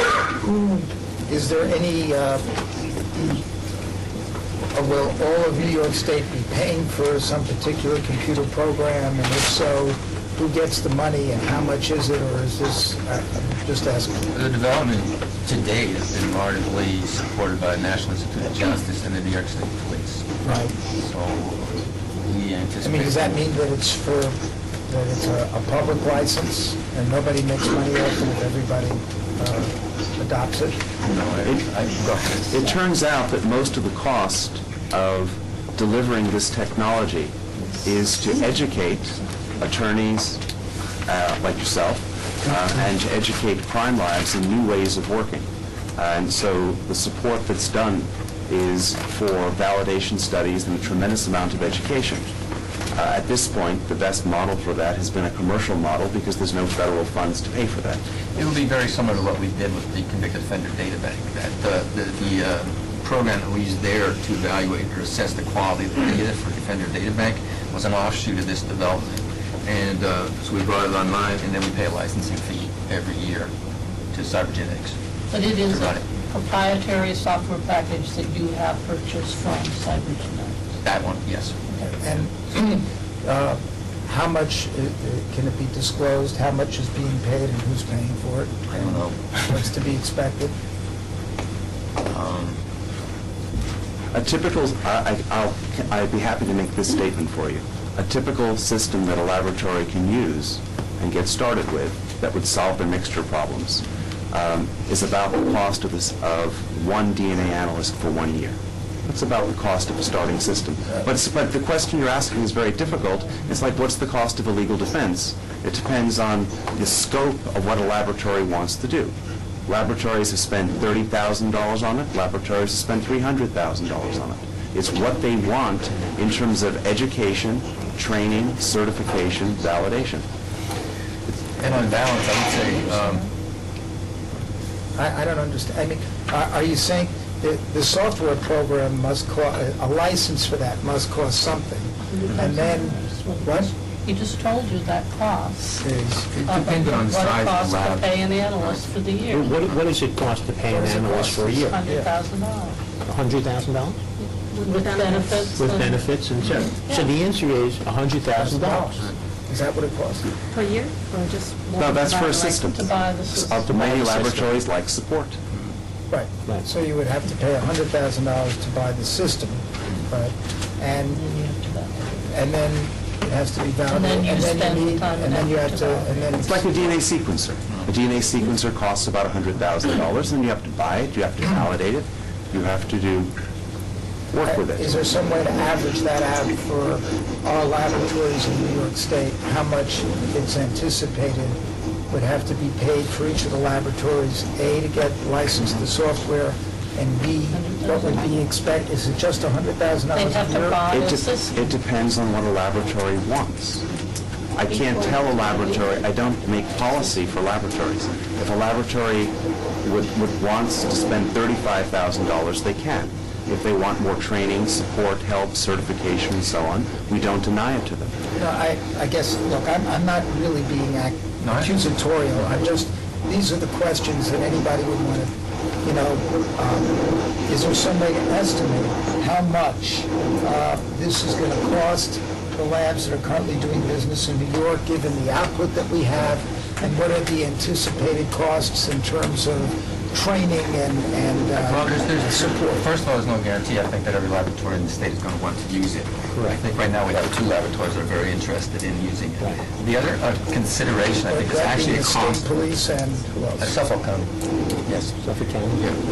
But it's more of a cost-benefit issue. For example, in the data bank where we've instituted this program and all the data flows through there, we've actually been able to roll 6 staff members out and put them on casework because it got to be that our throughput was so efficient and our capacity far exceeded what our case inflow was, that we've been able to roll people out. So there's 6 positions right there that no longer are needed in the data bank. And I anticipate a similar situation, you know. But the way this is being used now in the data bank, I take it, is that this is a software that's being used to assess mixtures. No, in the data bank, it's just data quality. Data quality. Data quality? Yes. You know, we don't run into mixtures in the data bank. Those are all single source. Convicted offender. He's done convicted offender. Convicted offender. No mixtures. Oh, we're not, oh, you just talking about the quality of the convicted Yeah. offender. I'm sorry. Okay. Most groups see a productivity gain and a cost savings by bringing a system in. Look, this is all fascinating. It sounds like it's extremely important. I recognize that these are quote-unquote binding recommendations, right? On the other hand, I sure would like to have a presentation on this so that I can actually see it concretely and I can understand it. And I say this because I don't, right, in the kind of detail that I think would be helpful to me. And I say that, and look, I know something about this, right, from the point of view of a lawyer. So if I'm having trouble grasping this, I've got to believe that everybody else is, okay? And I just want to understand it concretely. It may well be that, you know, it's all binding, therefore it doesn't mean anything, but I don't understand it. You know, and at this point, and I really want to understand the money, and I want to understand where the money's going to go, and how it's going to save us things, and I anticipate that it's going to be great, all right? But I don't want to just sit here like a potted plant, you know, saying, oh, well, you know, this is all wonderful, because I don't understand. Mr. Schechter. Just a matter of procedure. What does it mean when we have a binding recommendation? We can accept the recommendation, or we can return the recommendation to the DNA subcommittee. And we could also adjourn this discussion for further information, right? The recommendation still stays the same, a binding recommendation, and we can hold off, correct? We don't touch the recommendation, we just put the discussion. I think at this point, we're confronted with a vote up or down on the binding recommendation. Is that a procedural issue? I think it's actually in the statute. Really?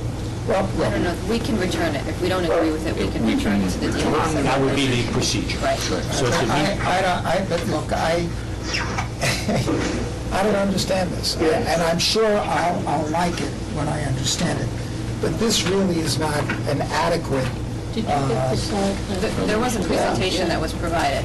Yeah, but it's not the same as having somebody present it as follow-up questions to understand it. Do you understand this all? I understand it's a statistical computer program that I'm not going to understand, so... Well, see, I have greater hope that I can actually... I don't understand statistics that well, but I sure understand how things are analyzed, presented in courtrooms, and I know I know this is a very important topic. I know that this is absolutely critical to making or not making cases involving mixtures. I know that there's 3 or 4 different ways that people testify as to mixtures. The statistics are wildly varying.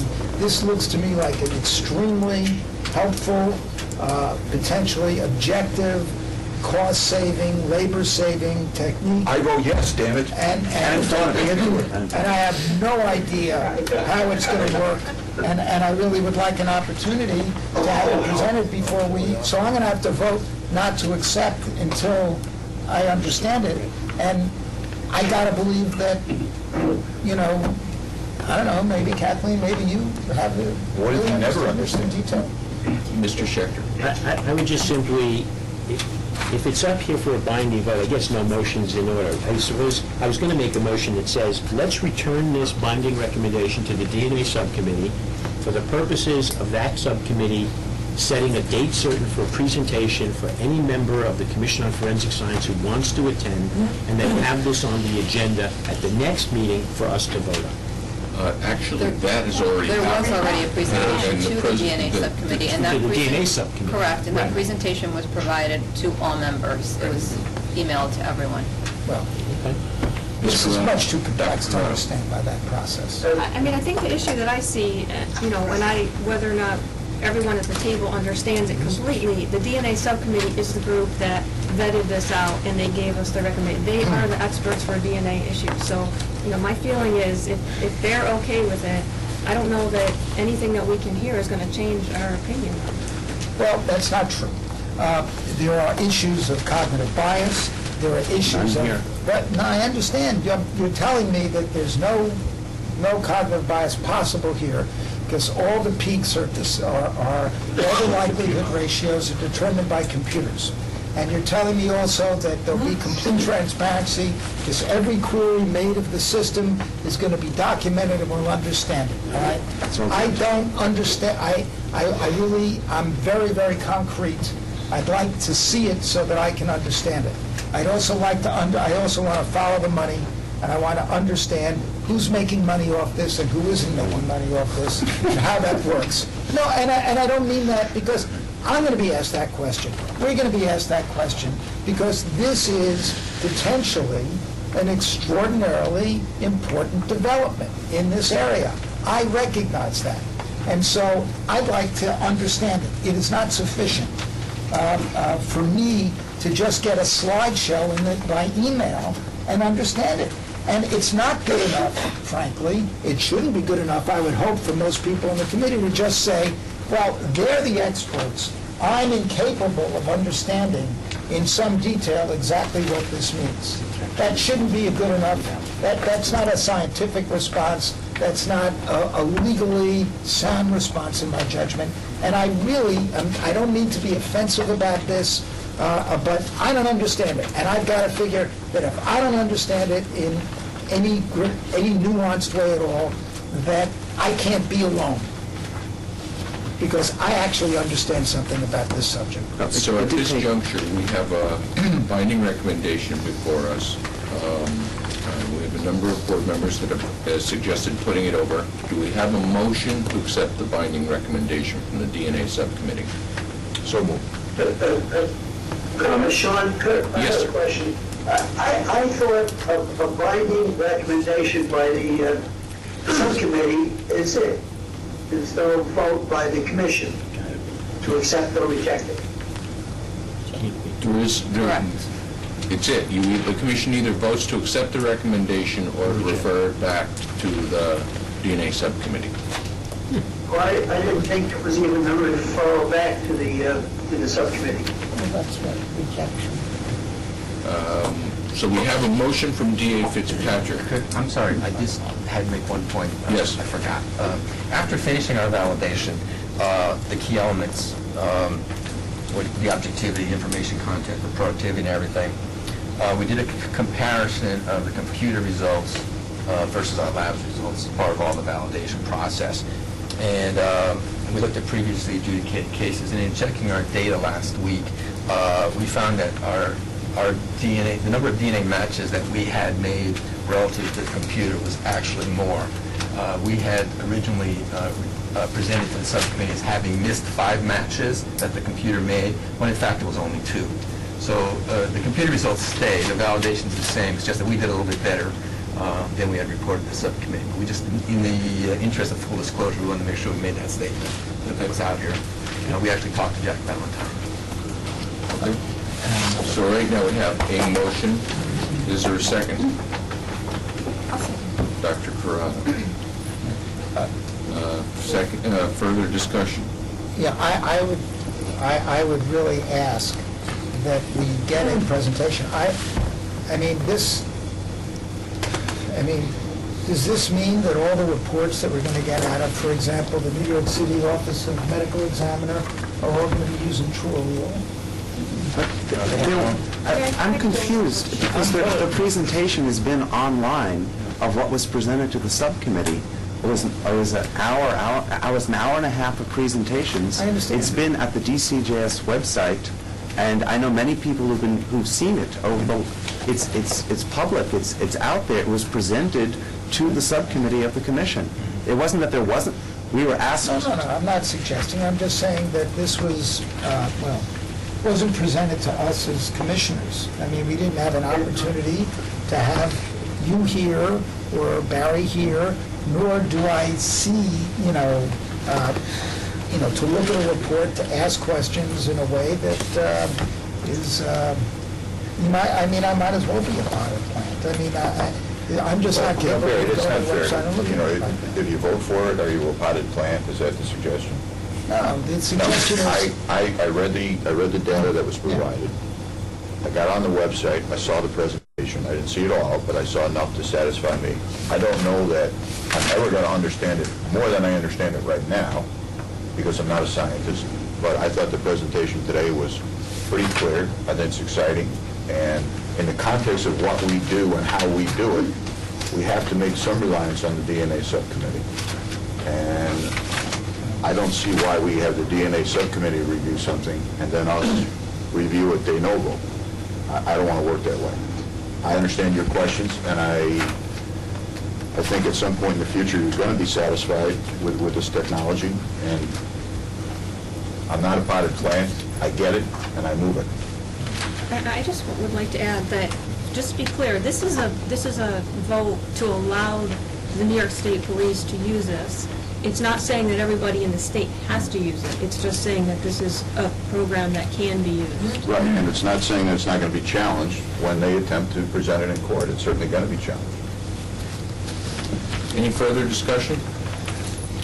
All those in favor of approving the New York State Police Forensic Laboratories' use of the True Little technology, please indicate by raising your hand. Sean, do I have to abstain on this? Yes. Yes, Superintendent, you should. Looks like 8. Opposed? 3. And 1 abstention. 8, 3, 1. Motion passes, accepting the binding recommendation of the DNA subcommittee. The next matter is correspondence from Commission member Marvin Schechter, dated March 25th, 2011. Mr. Schechter, would you like to lead this conversation? I will. Before we move on, just relevant to this conversation we just had, it would be helpful for the commission members to get notice of when the DNA subcommittee is meeting and a copy of their agenda. Those are public meetings, and we could attend, and when an issue of this import arises, that opportunity is available. It's webcast, and the materials are available. We'll do that. Okay, thank you. Thank you very much, Dr. Wyman. Sorry. Mr. Schechter, please. Thank you. All of you by now have received a memo that I wrote dated March 25th, 2011 concerning Askeladd Lab. My purpose here today is not to discuss the performance of Askeladd Lab at our last meeting. I will suffice it to say that I was disappointed that, notwithstanding that we submitted numerous questions to them in advance, the questions went unanswered. We instead were treated to a very long historical presentation, which I think most of the commission members knew, and which I tried to warn the commission was going to happen. I was a little bit perplexed by the denial of any knowledge whatsoever by Askeladd Lab that they were no longer the agency of record for the United States Army Criminal Investigation Lab outside of Atlanta, which was the subject of a series of articles last month by the McClatchy papers referring back to an incident in 2005. I leave it to you to decide whether or not you got the information you needed about Askeladd Lab. The purpose of my memo was twofold. One, I thought there was a lot of information out there about Askeladd Lab that the commission did not know about. And it was collecting, and I thought it was important to collect it in one memo so that the commission could have it. Secondly, the purpose of the memo was to put everybody on notice, on the commission, that this knowledge existed, so that if we have another scandal, a Veters-type scandal of the magnitude of 2008, or God forbid, something of the North Carolina scandal, no one on the commission will be able to say, we had no idea that Askeladd Lab was involved in these problems nationwide for an extended period of time. And to that end, I presented you with a chart, rather extensive, the work of many people who worked very hard, which sort of unveils the problems that Askeladd Lab is having nationwide, where they are accrediting laboratories, and during the course of the accreditation, a number of different problems seem to arise of all different varieties. Acts of commission, like dry labbing, acts of varying degrees, like DNA contamination, which can occur in different ways, fake calibration, fake credentials, and it was important to understand that this was happening during the Askeladd Lab accreditation period.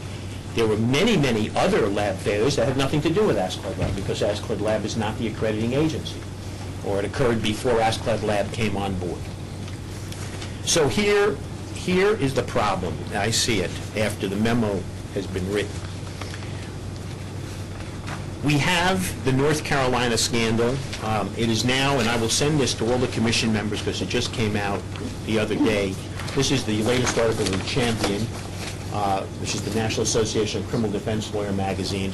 And in it, one of the lawyers who represented Greg Taylor before the North Carolina Innocence Commission, which sort of opened up the entire SBI problem, recounts what exactly happened in North Carolina. And this is by one of the lawyers who represented Mr. Taylor. And I will send that to all the commission members. On February 18th, 2011, notwithstanding that the scandal had unfolded and that the Innocence Commission had made findings, and notwithstanding that Judge Orlando Hudson in Durham County, in a blistering, excoriating decision, dismissed the case of Derek Allen, one of the 229 cases that's under review from the SBI lab problem with the blood serology. Askeladd Lab took the unusual position on its website of indicating that nothing happened in North Carolina, that everything that Deaver and his cohorts did in that lab for 30 years, which was under Askeladd Lab accreditation 5 times, was just fine, and that the rest of us got it all wrong. It seemed to me that this told us a great deal about Askeladd Lab's philosophy, and we learned more about it, Mr. Chairman, when Bill Fitzpatrick and I went down to Garner, North Carolina. I asked to be invited. I was. And we spoke to them this past Friday. And it was a tremendous exchange of ideas. You've already received a letter about it. What did we learn from Askeladd Lab on Friday, and what do we know about Askeladd Lab from all this information that we've presented to you? Askeladd Lab's philosophy seems to be, we are here to help the laboratories. Fair enough.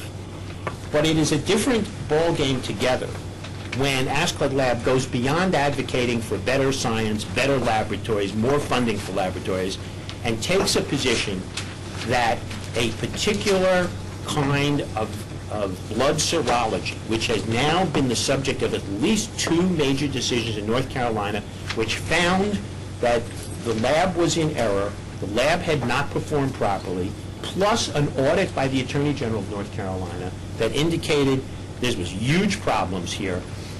They went beyond the pale and said, no, we're fine with that lab, we're fine with everything that was done. They then sent, or asked to have, Jill Spriggs, who's the Askeladd president-elect, she may be president by now, address the North Carolina legislature on their behalf. In the end, the North Carolina legislature passed all new legislation. The lab is now a public lab. The lab will operate on a very fundamental principle. This is in the legislation. All product of the lab is for the public. It is not for the defense. It's not for the prosecution. It's not for the judges. It's a public kind of information. And that philosophy emanated from the numerous hearings that were held by the committee that was charged with the responsibility of responding to the North Carolina audit.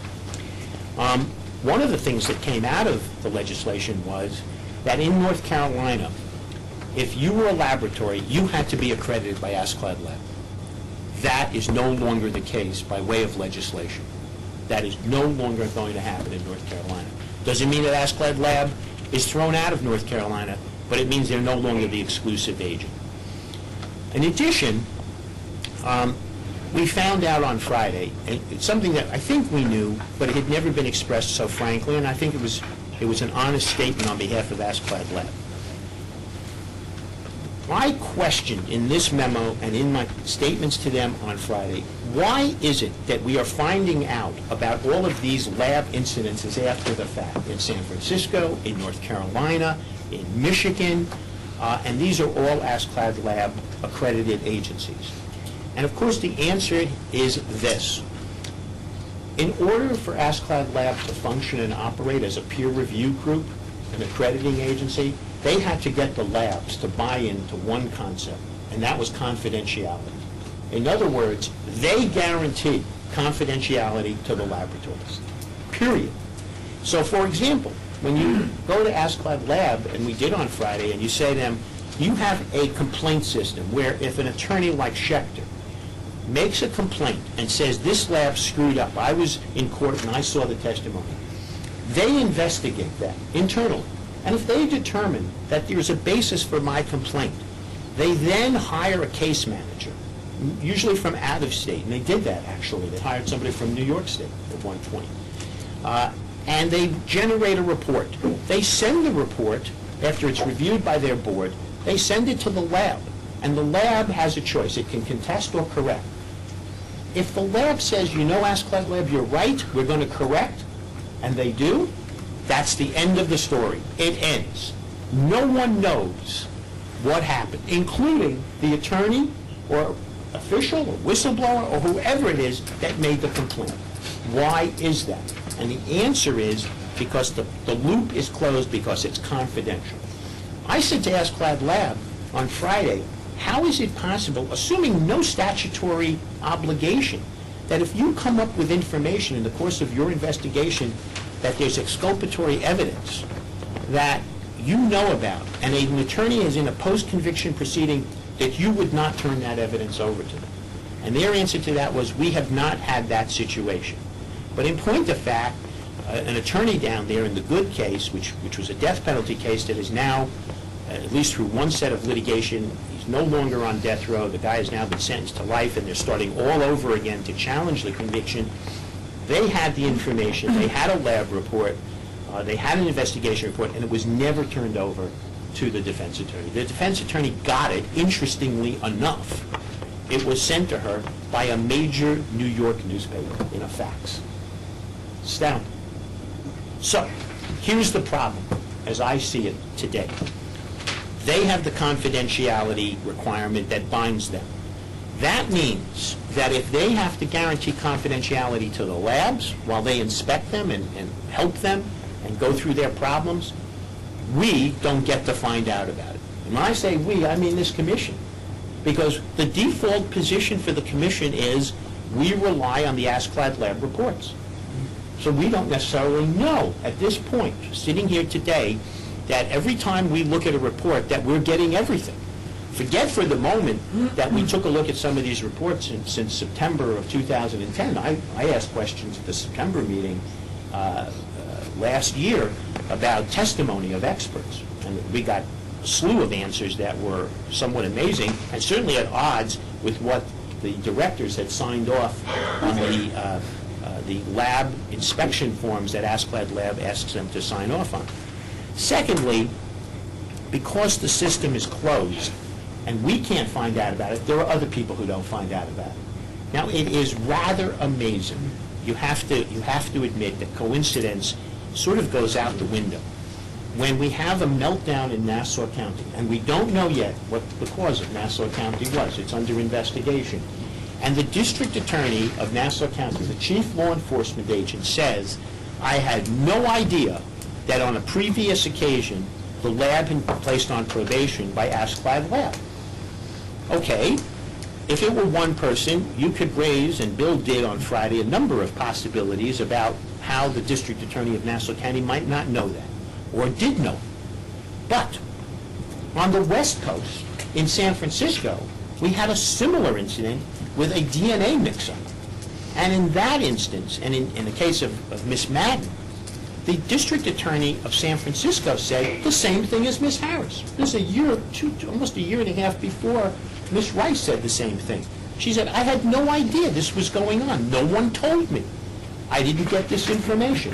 Now, it's possible that both DAs knew and are saying they didn't know. It's also equally possible, given what we know about Askeladd Lab and all of these problems, that they just do not tell anybody. Forget about the defense. They don't even tell the district attorney. And that's the chief law enforcement officer who's depending upon those labs for results. The third problem. It is now clear that Askeladd Lab is a peer review group. And I don't for a second doubt their integrity. I've met these people up close and personal. They are dedicated to what they do. They believe deeply in it. One of the big arguments they make, and I think it's a fair argument, is if it were not for us existing, think how bad it would have been. And that's a fair argument, because they are the group.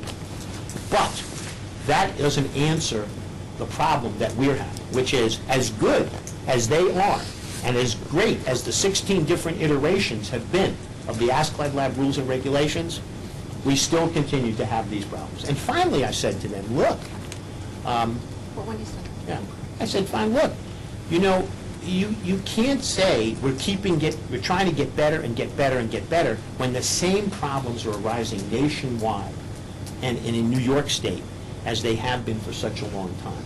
Maybe you're not getting better fast enough, and that's a huge problem.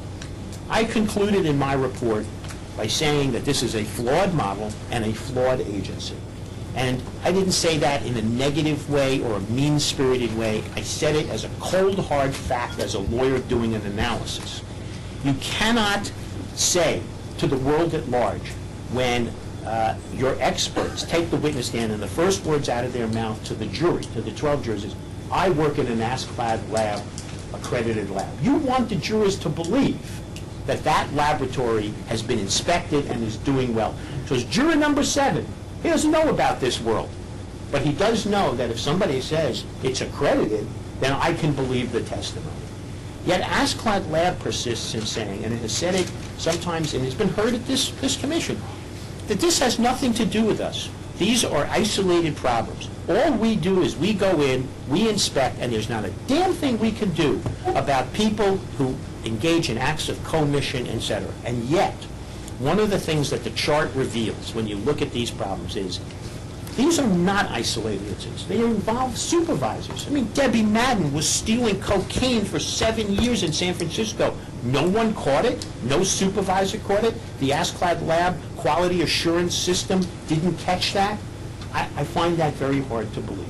So, with all of that in mind, with all of the problems that we have with Brady, and this was raised with Askeladd Lab, that one of the recommendations I made to them is you ought to consider putting Brady in as a key component of your rules and regulations for people to understand and study.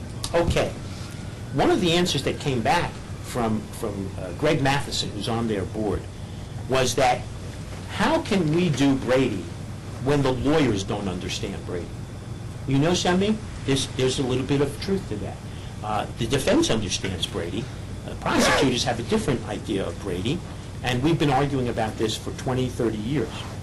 Nonetheless, Brady is a real problem, and we saw it today a little bit in Dr. Lackar's, Mr. Lackar's statement, and this disconnect between the forensic world and what we do in the courtroom, where you need to have these issues connected, and they're not at the moment. So, at page 30 of my memorandum, I made a number of recommendations to the Commission.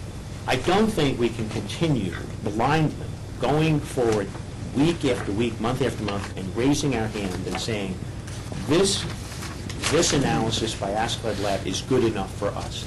Not when you have this kind of record before you. Therefore, my feeling is, at a minimum, we must come out of this meeting with a motion and hopefully unanimous approval that we form a committee and we begin to take a hard look about what New York State should do in terms of accreditation.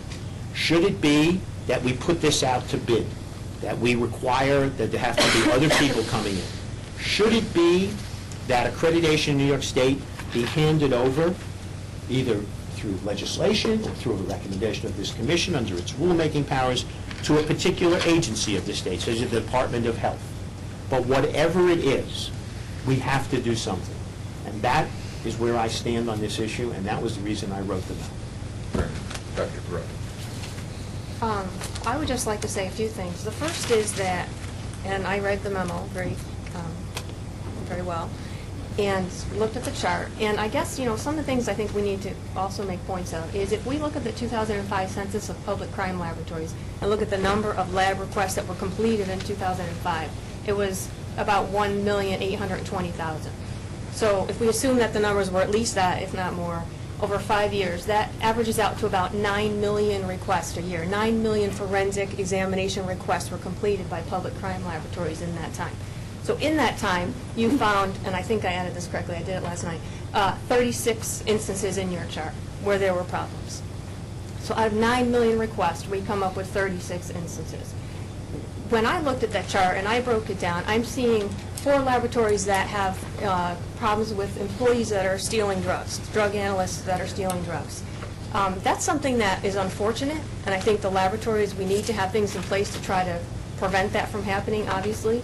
But I'm not really sure that that's something that an accrediting body has any control over. People steal drugs, doctors and nurses steal drugs, pharmacists steal drugs. I'm not sure an accrediting body can change that. Some of the other instances in the chart that I noticed, there was something about Arizona Lab showing a video about their laboratory. I didn't see the video, so I don't know if that was a good thing or a bad thing. I mean, you put it as an instance, I'm not sure what it dealt with. A firearms examiner in Maryland who lied about his credentials on the stand. I'm an ASCOD lab inspector. When I go into a laboratory to look at someone's credentials, I look for their diploma and their transcript to see if they meet it. I take that at face value. I don't call the university and say, did this person really graduate at this year? I mean, there's only so much that we can look at in terms of someone that's going to fake a diploma or something to that effect.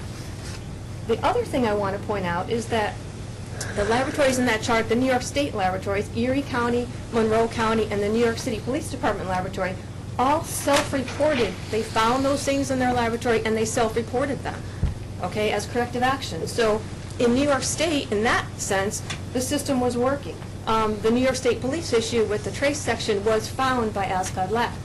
All right, so to have all of these on the chart, I'm not really sure if they belong there. Some of the issues on the chart were real errors. The contamination in the Baltimore lab, that's an honest mistake from the DNA laboratory. They had contamination. They didn't realize it. They put those samples. They thought they were questioning forensic profiles. Those were honest mistakes that were corrected and rectified. So, I just think that to assume that the accrediting body should be able to control all of these things, when in my opinion, these are things that the laboratory management should control, that the quality assurance system should certainly be improved to prevent these things from happening and should be taken care of when they do happen.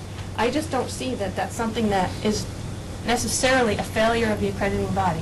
And the last thing I just want to point out, Mr. Schechter, is I have a concern on page 26 of your memo, where you did mention it today as well, where you said, were there a number of lab directors that were questioned about if they were paying heed to the requirement to monitor courtroom testimony? My recollection of that meeting is you were asking the toxicology laboratories that question. They are accredited by ABFT, not by ASCOD Lab. It is not a requirement of ABFT to monitor the analyst testimony. So to say that they were disingenuous or they weren't following the guidelines is really a misrepresentation of the facts. So I just would like that on the record for those laboratories. And I actually think for now that's all I have to say. Jim, you have a question? Comment from Alden? To speak, yes. I'd just like to correct the record. I believe that the chart says, with regard to one of the NYPD corrective actions, says NYPD evidence theft was so problematic, hundreds of pounds of drugs were lost, preventing prosecution cases. So, as you know, that was a corrective action. It was looked at here. There was no evidence of any theft. It wasn't hundreds of pounds of drugs. It was a corrective action, and we took care of it. It was, as everybody recalls, the evidence being thrown out, which is, terrible. But it's certainly not evidence theft that was so problematic. So I'm just concerned about the representation of that, misrepresentation of that, or at least that's my conjecture or statement, that that's a misrepresentation. I can't speak to the other ones. I have no idea the accuracy of the rest of the stuff on the chart. I'd just like to clarify also that everything that's reported to ASCLAD from the labs is also reported to the commission. And that's part of what is in today's annual reporting that you'll see. So, and we're doing it more frequently, but we do summarize it at the end of the year. So everything that is reported does go to the commission. So you would be aware of what is reported to ASCLD. There isn't confidentiality with respect to the commission. Well, I think that Marvin's point here is that what is their normal process? And the normal process, across the country. We're concerned with New York. No, I They're understand. required to report that to us. I understand, but one of the things that's quite eye-popping about what's happened over the last few years, and you just look at the attendance in this room, and that is, once the requirement was put in place that any discrepancy, right, or problem within the lab had to be reported to ASCLD Lab, and then to us, all of a sudden, we had so many reports and problems. We won't even get to some of them today at the current rate, right? And so this really has exploded. So we just have to recognize that as a reality. What troubles me the most that we've learned in this examination of ASCLD Lab, and let's go, and that is the way they go about doing these inspections. And I think it's clear that they do not do surprise visits. They allow the analysts to pick the files that they're going to present. And it's not good enough to say that, oh, it was ASCLD that discovered Veeder. Because Veeder was dry labbing and couldn't use a microscope, and he had been approved in a number of inspections. And if you recall, when we asked them, well, can we go back and look at, first they were asked, did you do an analysis about how you missed this guy in our system, right, who was dry labbing and couldn't even use a microscope, right?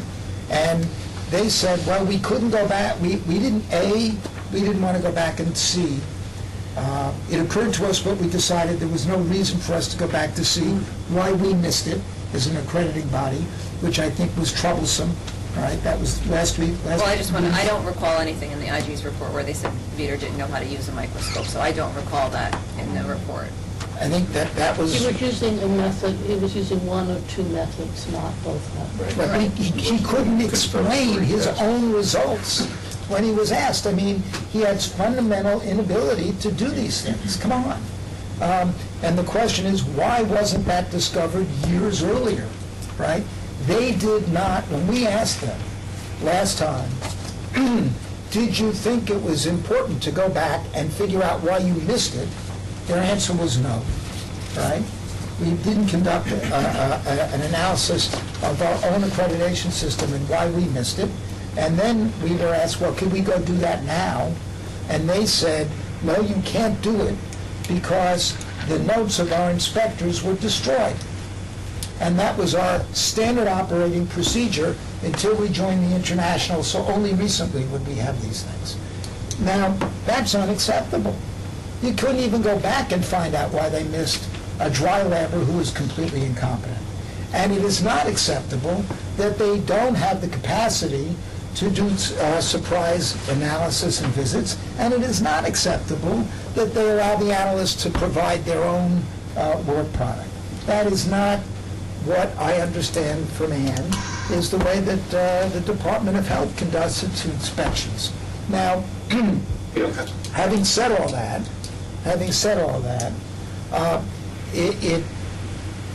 let's be fair. They have been, from the very beginning, the only game in town, right? ASCLD Lab. And I would hope now that they have recognized that this must improve. We in New York have been instrumental, frankly, in many ways, in making ASCLD Lab the accreditation body of choice, because we, in our own, we were the first Forensic Science Commission, and we agreed that we would delegate to ASCLD Lab the inspection process, right? We did that, right? And it would be nice to know how much we spent on it, And I think they've agreed to tell us. We haven't spent anything. Well, the labs, Nothing. how much the labs has paid to Asclad Labs for their inspection process. And it would be nice to know how much that whole process costs in order to figure out what is the most cost-effective way of doing it. The truth is, we made a choice all the way back when we started this commission that we would delegate this out instead of having a regulatory body similar to the Department of Health, which is independent and does inspections. I think we have to go back to the drawing board. We have to establish a subcommittee here, perhaps, of the Quality Assurance Committee, ably chaired by Dr. Jenny, who understands these matters. I think that we have to undertake an analysis of who else is out there, if anyone, that is capable of doing this job. We have to undertake an analysis of what it might cost for the Department of Health, let's say, to do independent regulation. Obviously, they would wind up picking people from the forensic community to do this, and we would see how much that costs. And we should have a presentation from Asclad Lab as to how, if at all, they're going to improve or change their procedures. But we have to do a thoroughgoing analysis of this because I don't know how we can explain to the governor of this state or the legislature at this point the Nassau scandal, the Vieder scandal, so many of these other things that were missed. And some of it is on us. I mean, I find it, it was totally misinformed, but it's in no small measure ironic that the current, what's Jarvis's Chairman of the board. Chairman of the board, Jarvis, wrote this article about Vieder, saying it was our fault, that the New York State Commission somehow was at fault for allowing this guy to get away with all this stuff over the years when they're the accrediting body. Dr. Jenny, I believe you had a comment? Yes, I do. Thank you. First to Marvin. There have been remarkable parallels between problems in clinical laboratories and the forensic community. 2004, 2005, Maryland General Hospital, accredited by well-recognized, respected organization, had accredited that laboratory with distinction. Over a number of years, lab personnel have been complaining to lab management about the operation of equipment, how unreliable that equipment was. It was through employee complaints that it came to light in the State Department of Health that, in fact, there may be problems. There was an investigation and found that, in fact, the equipment was defective. Thousands of specimens for HIV and HCV analysis had to be reviewed. Individuals called back in for additional draws and analysis, and in fact, it was found that many, it may be hundreds, of tests that were false positive or negative for HIV and HCV. Now, the Commissioner of the Department of Health was very concerned that this laboratory was accredited. It threatened to remove that accrediting organization from the state of Maryland. He commissioned congressional review. There was a GAO investigation of the incident. So there was considerable pressure that had come to bear on the accrediting organization and its peers, including state agencies. Now, in clinical laboratory regulation, the authority for oversight rests with the Federal Department of Health and Human Services. It's true, Department of Health and Human Services, that accrediting organizations are authorized to accredit laboratories for federal purposes, for compliance with federal rules. The accrediting organization initially, frankly, was quite arrogant. It refused to turn records over to authorities. It took the position of confidentiality. But with the political pressure that came to bear, obviously the organization rethought its position. This was very well publicized. I'm sure you can still find this information on the web. Not only the news reports as it was unfolding, but also the congressional hearings and the report from the GAO. The important thing here is that the organizations learned. The GAO report actually focused on HHS and was rather critical of its oversight of accrediting organizations in exempt states, which New York happens to be one.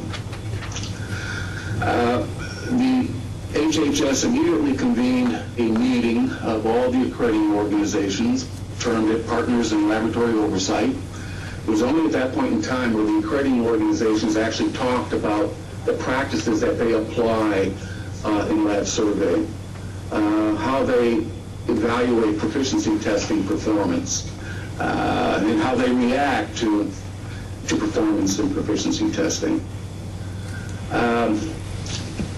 CMS, in large part in response to the GAO report, modified its practices for laboratory oversight. Again, it created a forum for organizations to come together to talk about what it is that they do, and to identify what might be termed as best practices that could be adopted by other organizations.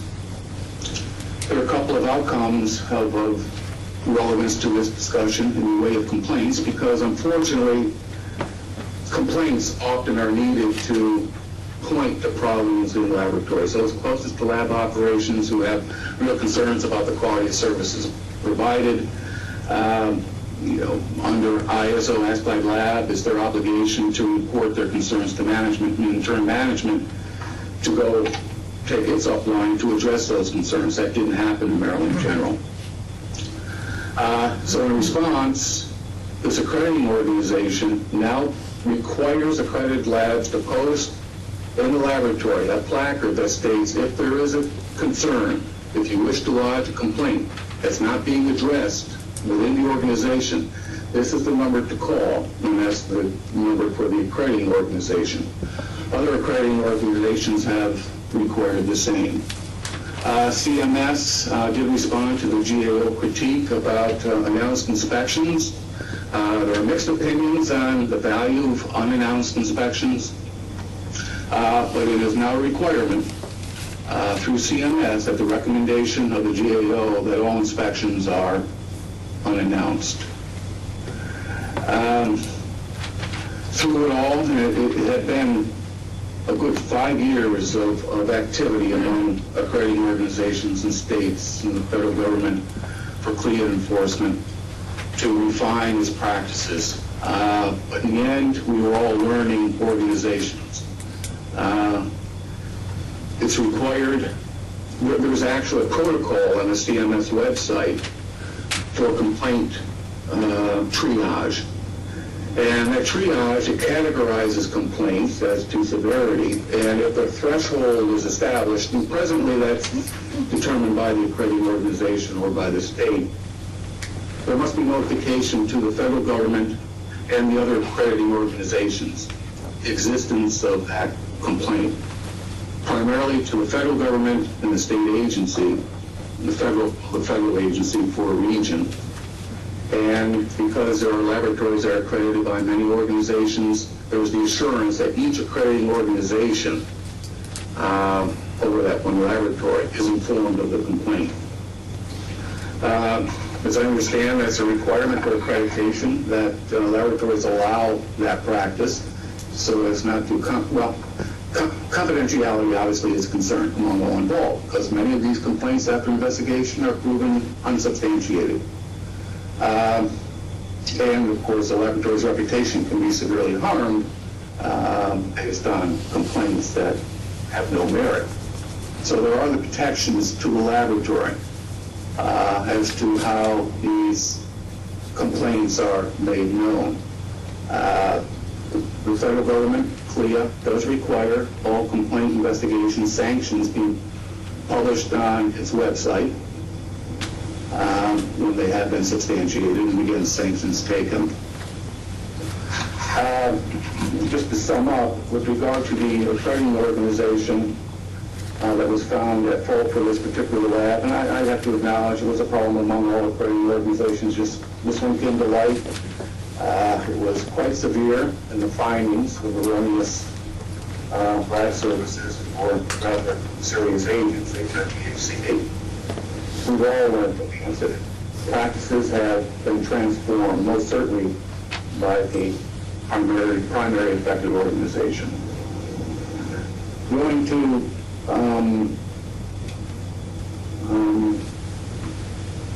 I'm sorry, on Dr. County's comments. Dr. Kathleen.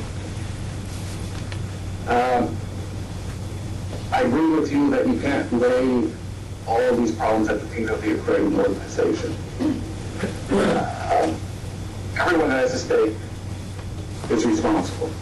Certainly lab management, in the case of Maryland General, they can be identified as being the primary offender with lab practice accepted quality assurance practices. My one concern about AskLab Lab, as I learned from their presentation in February, is that with regard to these investigations, I don't see, AskLab Lab does not seem to be a learning organization. When I asked the question whether it had reviewed the OIG findings as to root causes, fully expecting that they had, and that they had modified their practices to better, well, to improve their survey practices, so that they are more sensitive to problems in the laboratory.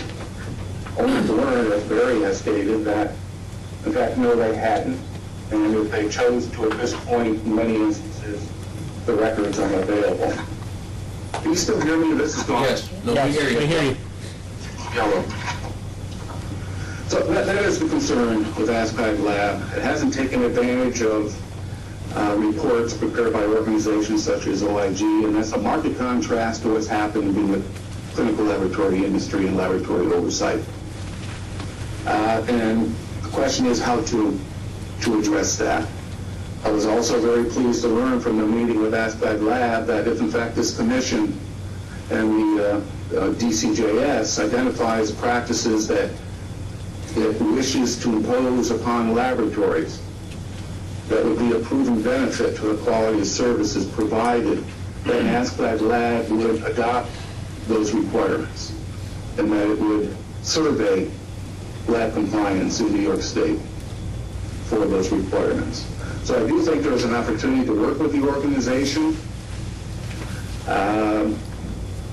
through our efforts, identify where inspection standards or accreditation standards need to be refined and the survey practices improved.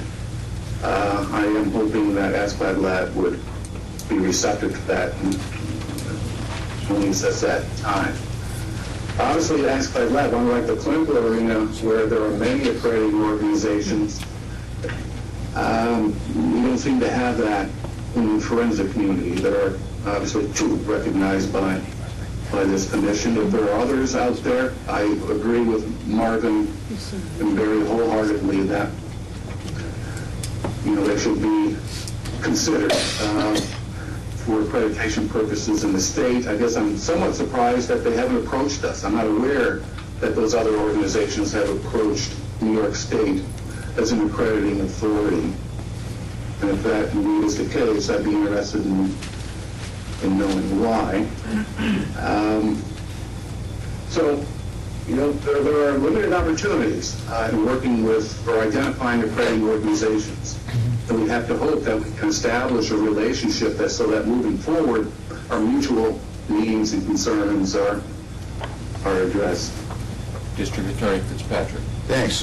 First of all, I want to commend my fellow Commissioner Marvin for going down to North Carolina with me.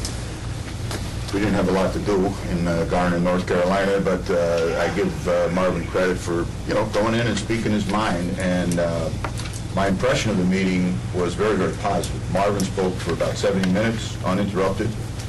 I spoke for about an hour after him, and then we were probably there 45 minutes with Q&As back and forth, which shockingly Marvin monopolized with most of the talk. But let me just ask a couple of questions. Does everybody in this room want laboratories in the state of New York to function as efficiently, as effectively, as honestly, as competently as possible? Answer, yes. Second question, I have a tough job. I have to convince 12 strangers of a person's guilt beyond a reasonable doubt. And I've got people like Schechter and Neufeld and Barry Scheck, and all they have to do is create a reasonable doubt in one juror's mind, and I either have to start all over again or the guy walks. So my second question is, do we want laboratories to spend some time amidst quality control to actually help me catch bad guys? And the answer is yes, we do. And my third and final question is, whatever we do here, now, in the future, in the past, are we going to have perfect laboratories, ever? And the answer is no. So we balance how much quality assurance, how much accreditation, how much second guessing, how much looking over the shoulder do we do to answer question one in the affirmative while still providing the answer affirmatively to question number two. So let me just tell you about some of the topics that we discussed down in North Carolina. We discussed, and I think it was towards the latter part of the discussion, we discussed exculpatory material. Now, this has always been, the exculpatory material, for me, has never been, I know somebody, Marvin, said that even lawyers can't agree. I don't have a big problem with exculpatory material in my county. Here's my file, take a look at it. My laboratory is run by somebody that is a member of this commission. I don't want to embarrass her, but people in my county have no idea how lucky they are to have her there. I've got an ME that will sit down with any defense lawyer, show him his file, discuss the case to fairly well. But the discussion was very, very informative because Ken Nelson pointed out that there is an actual program in the DOJ to educate all federal lab employees about Brady. Something I certainly wouldn't have any problem with working with anybody on this commission and preparing a Brady presentation that we could do at the 22 public laboratories in the state of New York. With the caveat that, on one hand, we don't want the lab people to have contextual bias and know what the case is all about. On the other hand, it's very, very difficult not to do that if they're expected to know what Brady material is. As I pointed out, I don't want some lab technician in the midst of an investigation that I'm conducting to call Barry Scheck and say, hey, by the way, you know, your client's DNA wasn't found on the victim's underwear. So-and-so's was. Well, I might not want Barry to know that at that point because so-and-so might be a co-defendant who was cooperating against Barry's client. Now, I'm not saying if the case is, if there's a conviction, that Barry's not entitled to know about it at that point. That's a different story. But I thought the discussion regarding exculpatory material went very, very well. The third thing that I would bring up is what I explained. The suggestions I made to ASCLD Lab really were two. Number one, and I'm quoting myself, at public relations, you guys suck. You're all a bunch of eggheads. You don't know how to get the truth out there. You don't know how to get the facts out there. And guys like Marvin Schechter are going to eat you alive. I don't know if that resonated with anybody, but this confidentiality problem, at some point they may want to address that with the various laboratories as to what and what can and cannot be disclosed. But more importantly, the second thing that I told to them is that what they need to do is every time there is a fill-in-the-blank issue, scandal, incident, however you want to call it, where press is involved and people are involved and Innocence Project might be involved, and something was done wrong, they need to send in a strike force, and that's just a term of art that I use. They need to send in a group of people to assess it, find out what went wrong, find out if they can correct it and prevent it from happening in the future. Their response to that was, in my judgment, nothing but positive. They asked me, well, who would you recommend? And I gave them my answer to that. And I think that I wouldn't be surprised in the slightest that there would something come of that in the future. And this is, to call this not a learning organization is not correct. They have had 16, is that the number, Marvin? 16 iterations in their career. There's going to be a 17th. And I'll point out the obvious that what Dr. Jenny just finished up with. If we don't like something they're doing, we don't need them to tell us that we can't do that, or we can't make that a requirement of any lab in the state of New York. So let me get down. I'm treating this as if Barry has already made his motion to refer to this to the Quality Assurance Subcommittee, which I'm going to oppose. But let me get to the gist of Marvin's memo. And I'm not going to spend a lot of time. We spent a lot of time in North Carolina debating that particular memo. But it basically comes down to four things. The Madden case. Dr. Corrado has discussed that. I'm a pretty good administrator. I've got a staff of 150 people. 3 years ago, I had two secretaries that were alleged to have used cocaine at a bar. They were both fired the next day. People wanted to know, well, how come they weren't prosecuted? Well, you know, there were a couple of problems. I didn't have any cocaine, number one, and other things. But I don't know that I spent a lot of, you know, introspective tormenting of myself the next day. They were two employees, they were on their time, and they did something illegal. I didn't necessarily change things in the office. There are things that you just cannot control. And ultimately, the responsibility for Miss Madden is the lab director. And when you have a situation like Veters, who had apparently a co-conspirator, it becomes even more difficult to ferret out. And I agree with Barry Scheck. I think Ask-Clad Lab should ask the question, why didn't we catch the guy earlier? But don't lose sight of the fact that we caught him. And it was Ask-Clad Lab that caught him.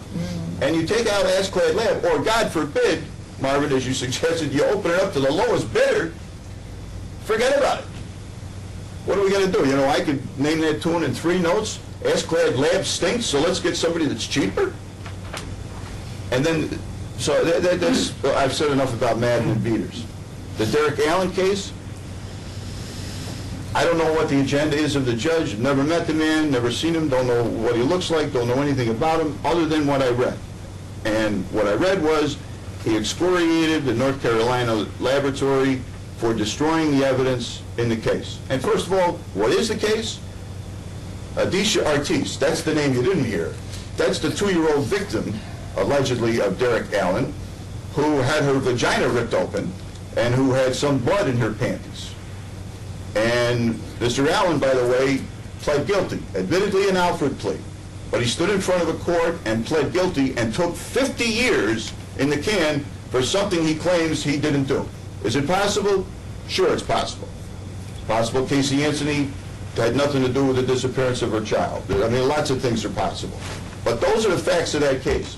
And Judge Hudson, in his infinite wisdom, was completely wrong when he said in his decision that the North Carolina lab had destroyed all the blood evidence in the case. They didn't. And he's in the process of, quote, amending his decision. The DA down there indicates the case is on appeal. I would not be surprised in the slightest to see Mr. Allen once again in a court of law facing justice. And if we call Greg Taylor, the Greg Taylor case, we can call it a scandal. We can call it, as Marvin does, the greatest scandal in the history of American crime laboratories. To me, I call it much ado about nothing. I'm not unconcerned about the fact that there are people on death row. I'm not insensitive to that. I'm not insensitive to just about anything. I'm not John Boehner, but I frequently weep, okay?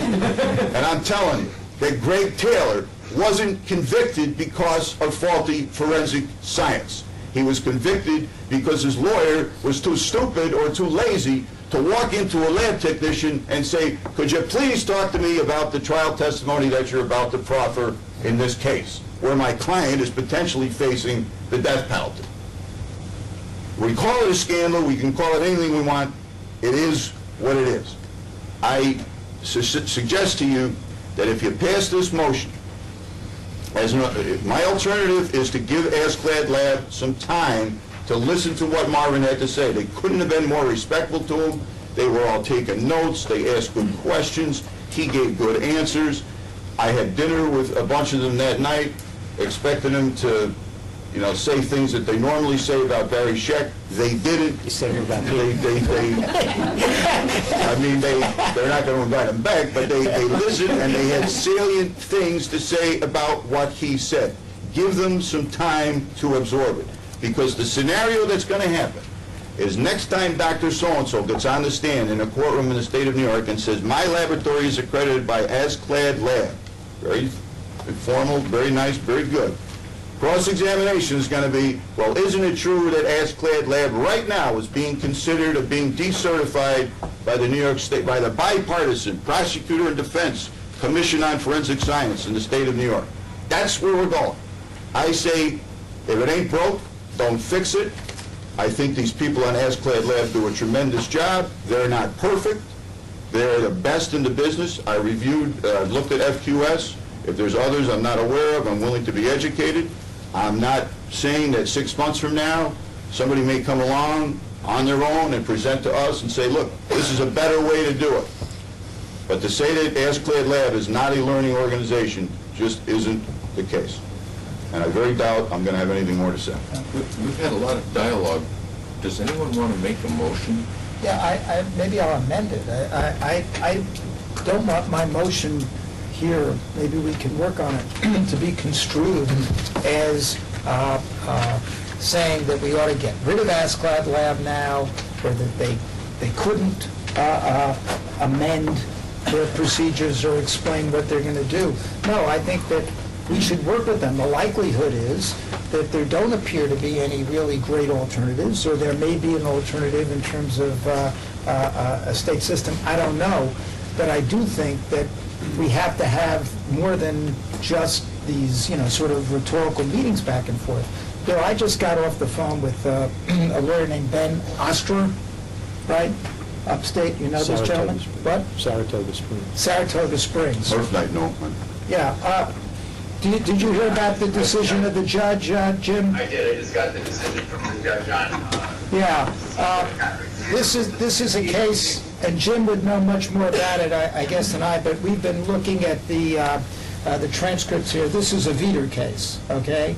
And apparently, to give a very rough thumbnail of it, there's Oster's client is this young woman who was a drug addict. She had a boyfriend who was a drug addict. They went into her grandmother's home.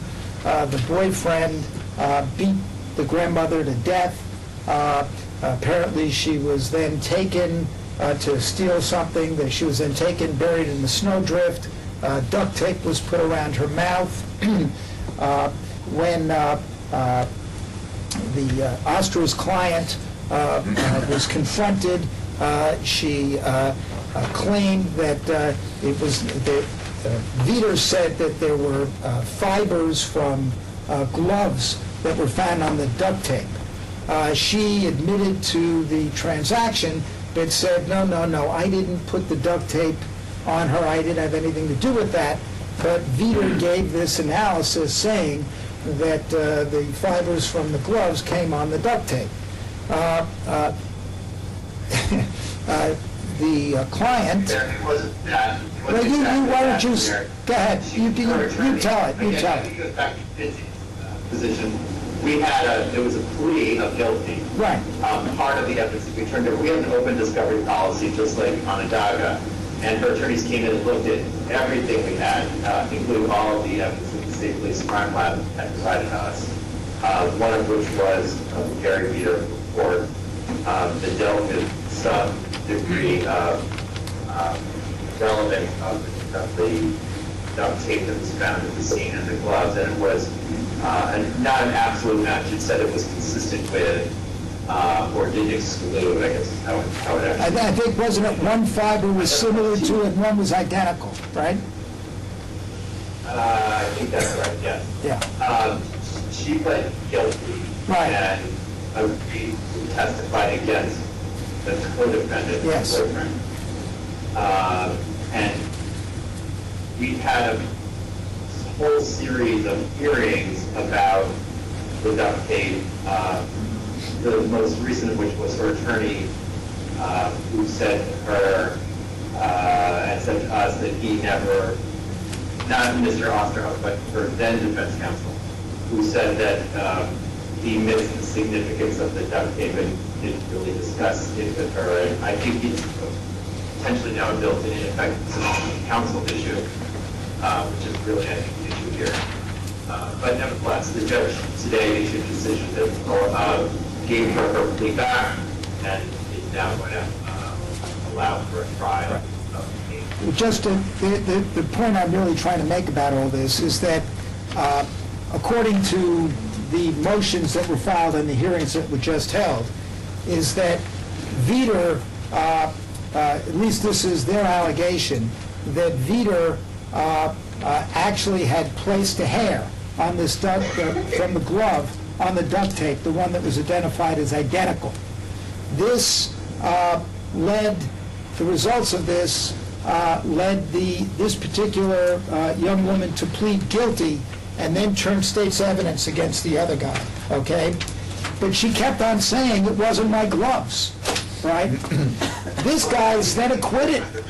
Her attorney actually testified that I know that's their allegation, but I think her attorney said that there was no discussion about that at all. Well, whatever it is, let me see if you disagree with this part of it.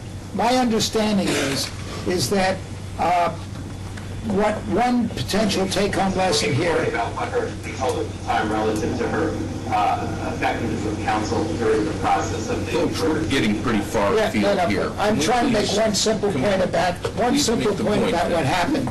Is that it could be that Veeder's dry labbing led to the acquittal of a guilty person who committed a murder, right? And a plea by somebody, okay, that's now been withdrawn.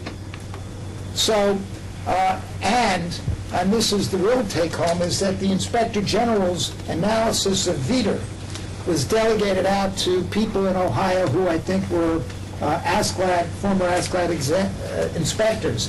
They never looked at the actual documents, they just evaluated the paper.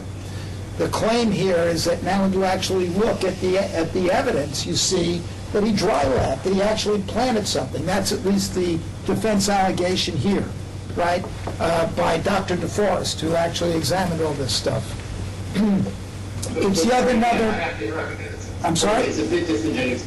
The allegation at the time of the hearing, and I only say that because the defense attorney who actually testified at the hearing said that discussion with the client never was discussed at the time of the discussion about whether she should be guilty. Just to be clear. I understand whether she should have taken the plea or not.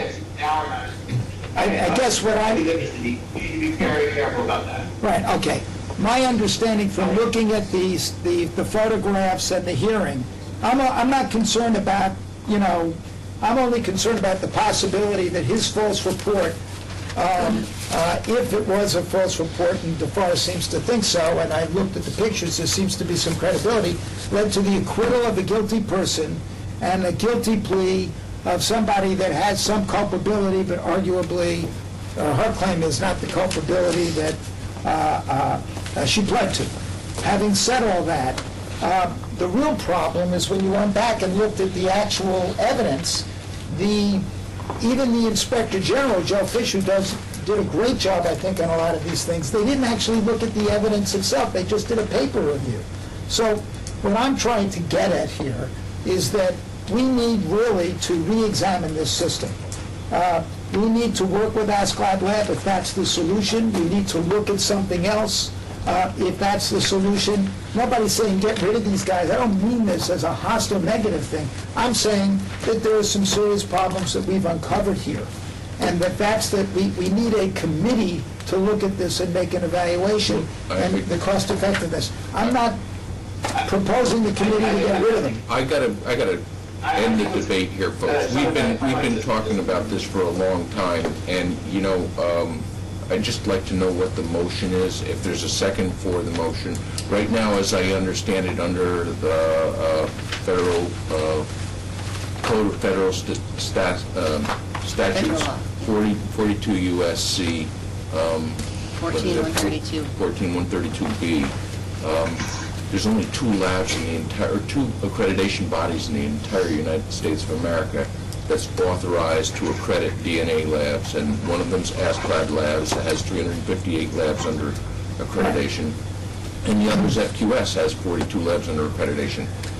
if your motion is for us to invite the two in and talk to them, then let's make a motion, let's get on with it. My motion is to create a subcommittee to look at the process, to re-examine the cases where they were, to work with Askeladd Lab in its re-examination process of these problems that we've had with Veeder, with these other cases, to see what they're going to say about this. I think we have to have an entity that actually is looking at it on the subcommittee level, and to look at the other alternative, to see what, if anything, they have to offer, and to get an assessment of the cost effectiveness of this operation.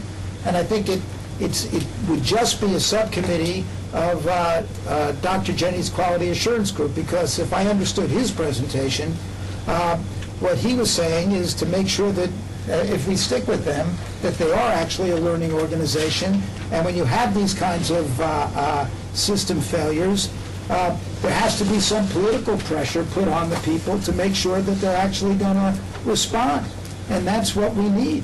And I don't, I think an ongoing subcommittee that actually looks at this in detail is the next step for our larger group. Is there a second to Mr. Schecht's motion? Second. Mr. Schechter seconds it. Is there further discussion?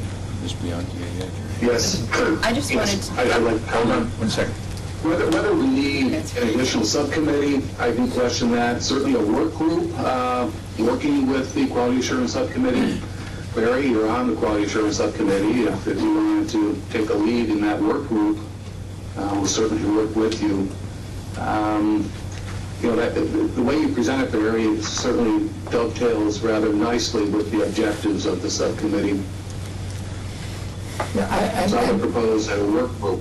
And I think Ms. Bianchi had a comment, too.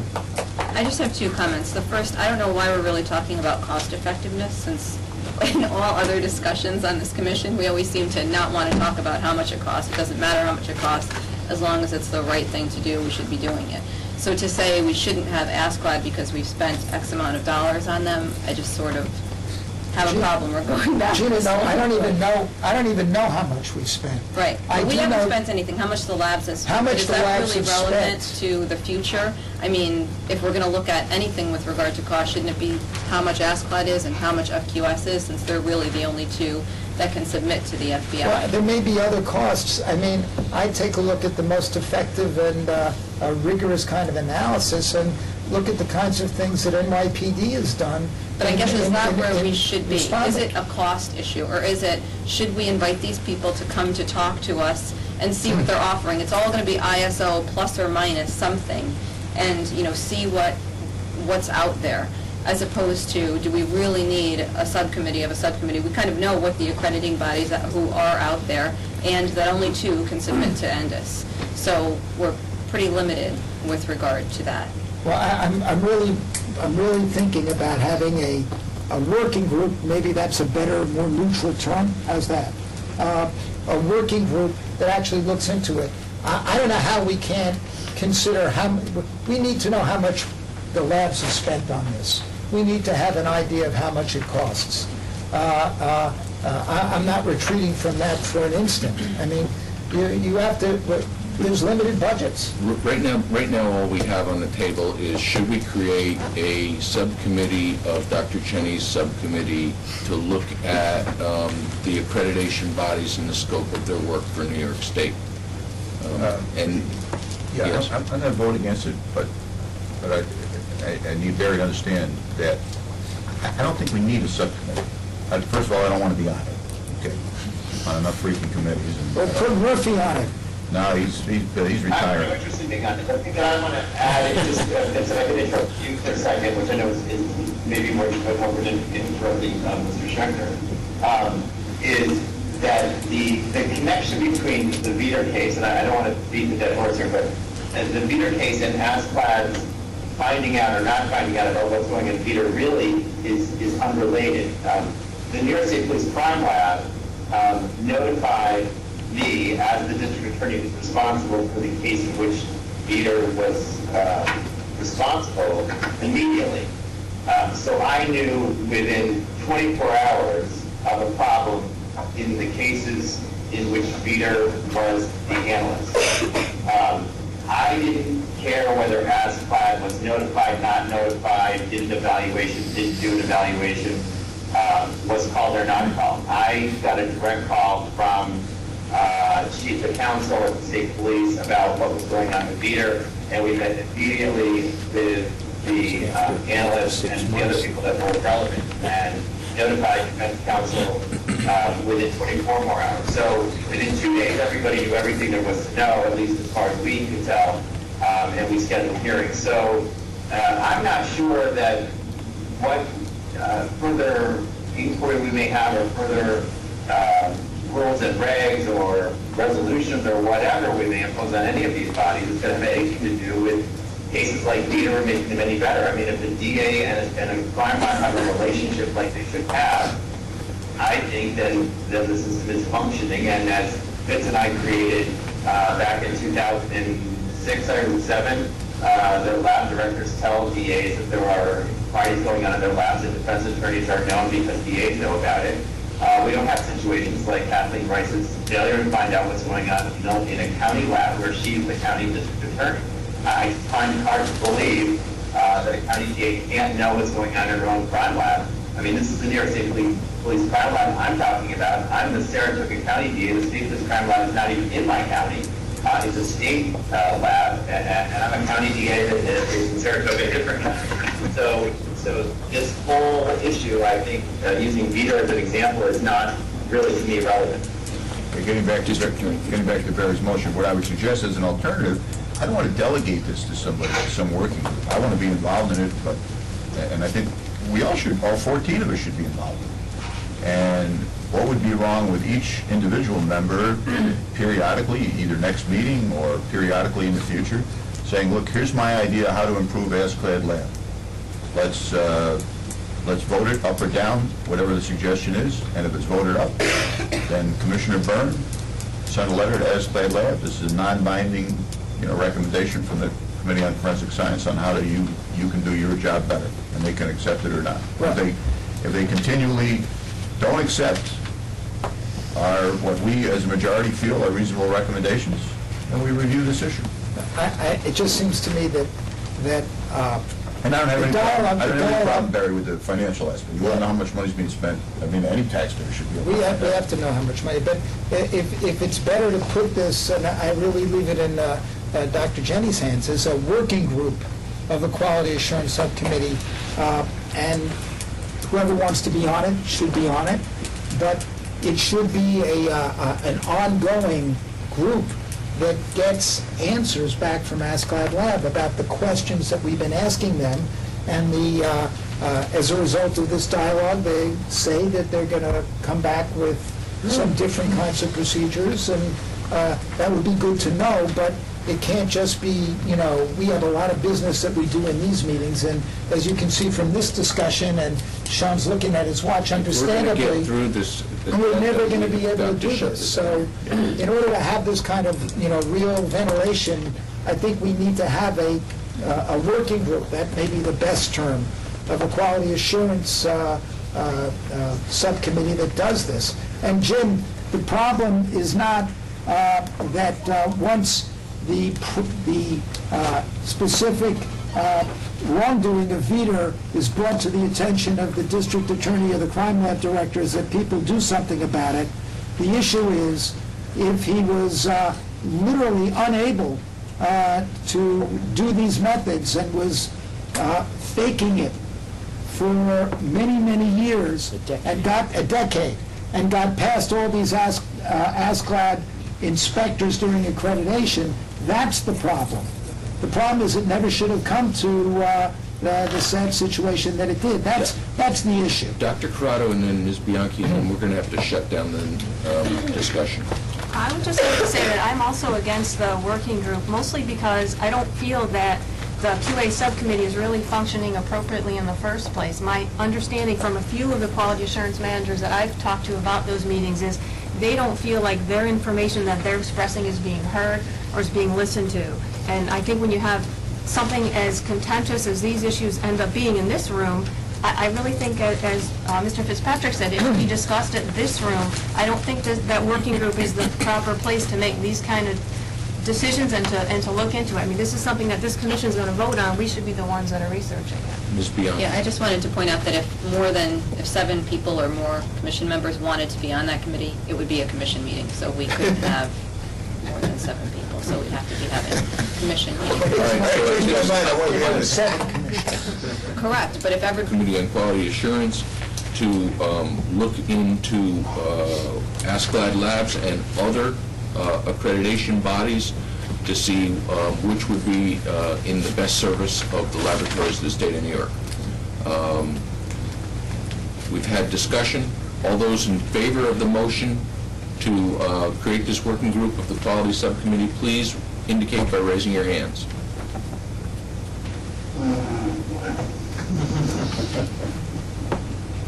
All right. All those opposed, please indicate by raising your hands.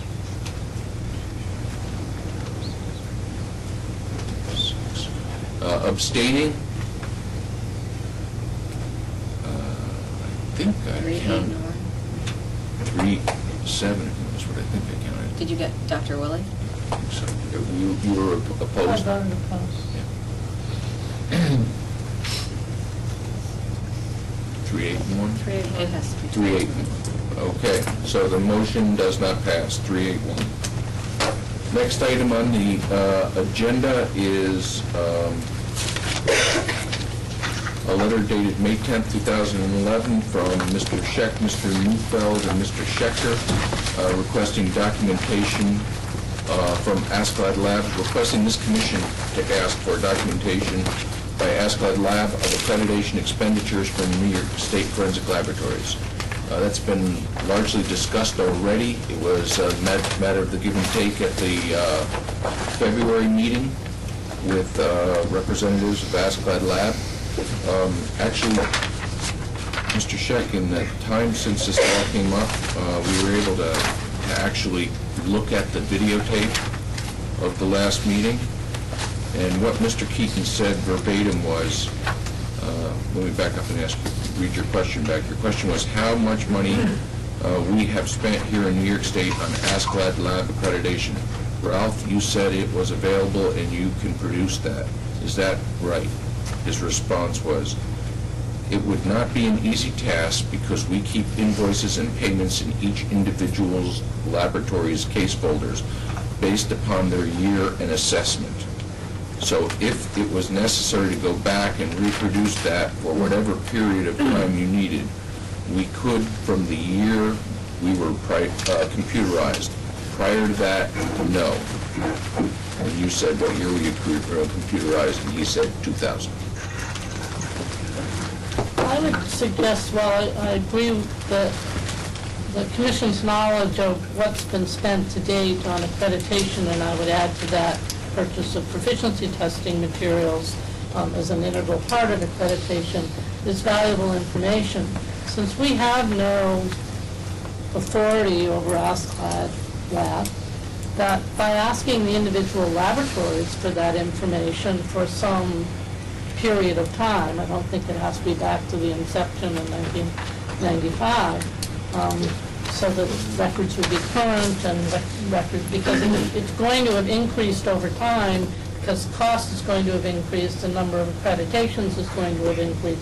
But if we were to ask the labs for that information for the last 2 or 3 years, we'd have a pretty good idea of what the laboratories are spending in complying with the statute, and I think that is important information. It wouldn't hurt to ask the AskGlad Lab to provide us with whatever they've got, but that's only a piece of it. They won't know proficiency tests, they won't know ABFT, they won't know the other things.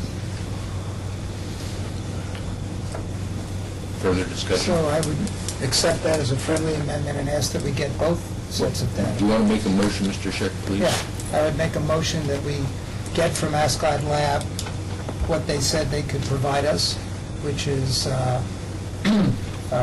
what they've received since their records were computerized in 2000, and that, however Ann wants to put it, so that it adequately captures that we also asked the accredited, New York State accredited labs for their record of expenditures on accreditation and proficiency tests for the fiscal year 2008 through 2011.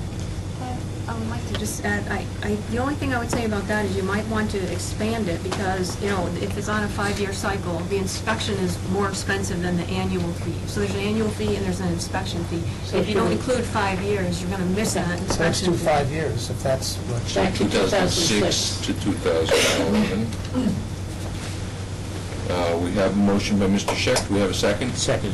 Mr. Schechter seconded it. Further discussion? Can I, yeah. Yes. Are you including ABFT in that? Yeah, it would be all accreditation and proficiency testing. Could be New York State. Discussion? Just a question I have, one might even, how is the amount of money that has been left that's still in New York State that's relevant to our work in the commission? The commission has required the labs to be accredited by ASCAD Lab or ABFT, and it's, I believe, important for the commission to know what fiscal burden we're placing on the accredited labs and therefore the counties and therefore the state. And depending on how much they still in New York State left, if we change our position? No. The stat doesn't change the statute. Dr. Corrado? So I guess I agree with the superintendent's question, but what result, I mean, why make everybody go this work? What are we going to do when we get these numbers, and then with these numbers, what are we comparing them to?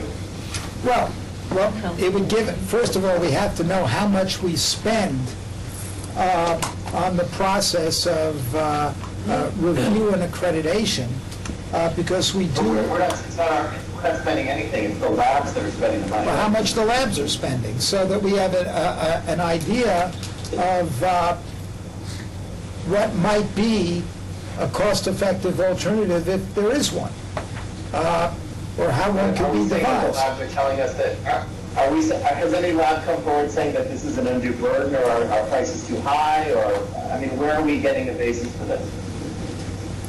I don't think we have any idea how much this costs as a whole. No, I guess that's what we're asking, right? That's why you're asking. I'm just wondering, have the lab said this is too much money, or this is unduly burdensome? No. But why would that be a parameter for asking the question? We're a commission engaged in forensic science and investigation. Is your premise that if no lab came forward and said anything, that therefore we should remain in the dark? No, I just don't know the relevance of why we're getting the information. I mean, if we had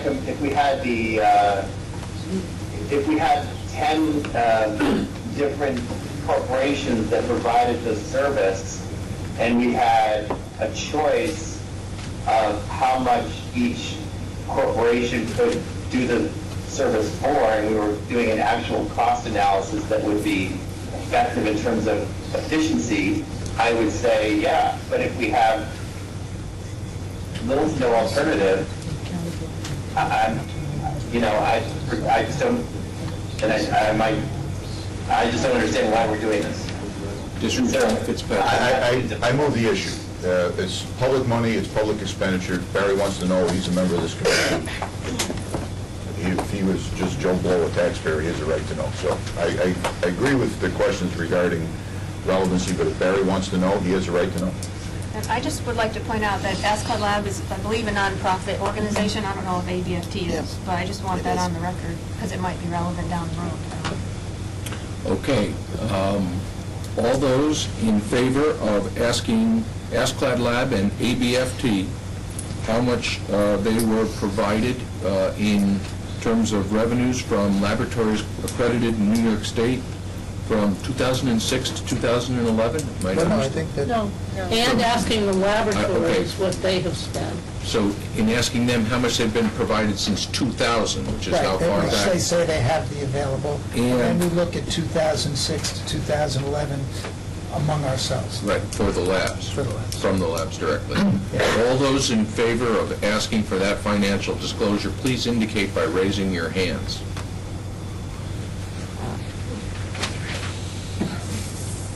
Judge McQuillan, is your hand up? Yes, yes, 4, yes. 5, 6, 7, 8. Opposed?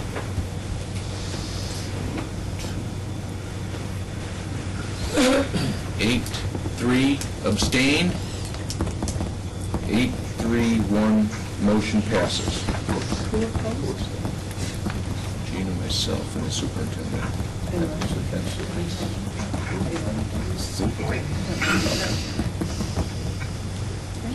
Okay. Next item of discussion. Requested by Mr. Scheck to create a subcommittee to explore competitors. Are we already ready to that? That's okay. Not sure. Lost that one. Okay. I abandoned that. Let's not go there yet. I even lost the working group. Quality assurance update by Dr. Jenny. Yes. Please bear with me, I prepared a narrative so as not to get any points. The subcommittee met on February 3rd. The agenda included a review of the subcommittee's objectives, a discussion of letters to accrediting organizations and to laboratory directors that have been drafted to solicit policies and procedures that are key to the mitigation of risk of lab error, and lastly, a discussion of a continuing education agenda on advances in technology and best practices. With regard to the subcommittee objectives, the immediate concern is to address the root causes of laboratory incidents that have compromised the integrity of lab services and reports. OIG investigative reports over recent years have raised questions of the adequacy of some accreditation requirements and/or the effectiveness of the external review process. The QA subcommittee is tasked with a survey of New York State accredited laboratories for policies and procedures, again, that are key to the mitigation of risk of lab error, and with review of the accrediting organization requirements. Surveys are to be done with the aim to identify best practices that can be adopted by accrediting organizations and laboratories. And I have to, with an aside here, was encouraged from the last meeting that ASCLD Lab, in fact, is receptive to input from the Commission on changes to its accreditation requirements and survey practices. With regard to the drafted correspondence, letters to ASCLD Lab, ABFT, have been drafted to solicit the policies, procedures, and guidelines, that is the minimum requirements, used by the accrediting organizations in the assessment of lab compliance with the following accreditation standards that are most commonly implicated in root causes of systems failure. They are technical review, internal audits, competency assessment, quality control, and management. The letters also request information on the qualifications of PT providers, requirements for successful performance, and the consequences of unsuccessful performance. Likewise, letters to laboratory directors request policies, procedures, and supporting documents used by the laboratory to establish compliance with the accreditation standards. Again, for technical review, internal audits, competency assessment, quality control, and management.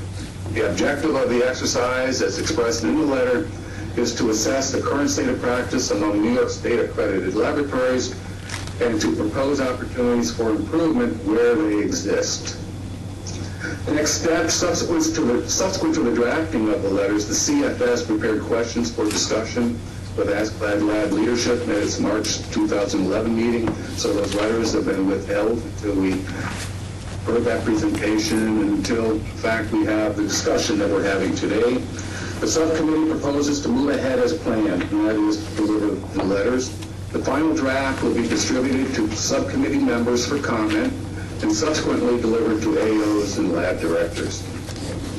And lastly, the continuing education agenda. The subcommittee was quite enthusiastic in this discussion of the importance of continuing education opportunities. All acknowledge that resources for participation in off-site continuing education programs are limited, particularly in laboratories where you literally have hundreds of analysts. And the subcommittee discussed whether there are ample web-based educational programs sponsored by government, industry, and professional organizations. The subcommittee chair and the Office of Forensic Services are to discuss the means to compile a directory of continuing education programs. That, in essence, is where the subcommittee stands. Any questions for Dr. Jenny? Thank you very much, Doctor. The next matter on new business is the 2010 annual reports. We have a number of them, significant number of them. Ordinarily, we go over them at the first meeting of the year, but because the first meeting agenda was so full of other items, we didn't have a time to get to it, so we put them off to this meeting. I've asked Catherine Levine to walk us through them on the ones we have questions about. Otherwise, I'd like to try and move through them as quickly as possible. Okay, this is, as the Commissioner said, just our annual reporting to the Commission of all the material we received from the laboratories during the calendar year of 2010. So that you'll find in some of the laboratories it might be noted something that occurred in 2009, but was reported to us in 2010 that is also on these charts. It's broken down into the top is the summary of any PT corrective actions, and the box toward the right end will have any supporting documentation. So if there is an issue regarding PT, the supporting documentation will be attached to that sheet, as well as the next main category is a summary of casework corrective actions. And then the end of it is this correspondence received by OFS. So any of that correspondence would also be tracked below. So if there is something in that correspondence that the Commission wanted to see further, get further information about, then they could request. I don't know if there's any questions about specific laboratories. Yes. I'd like to ask about the Westchester County 2010 latent print proficiency test on the corrective action. Is anybody here that knows about that? Is there anyone here from the Westchester County lab? This is... McDowell?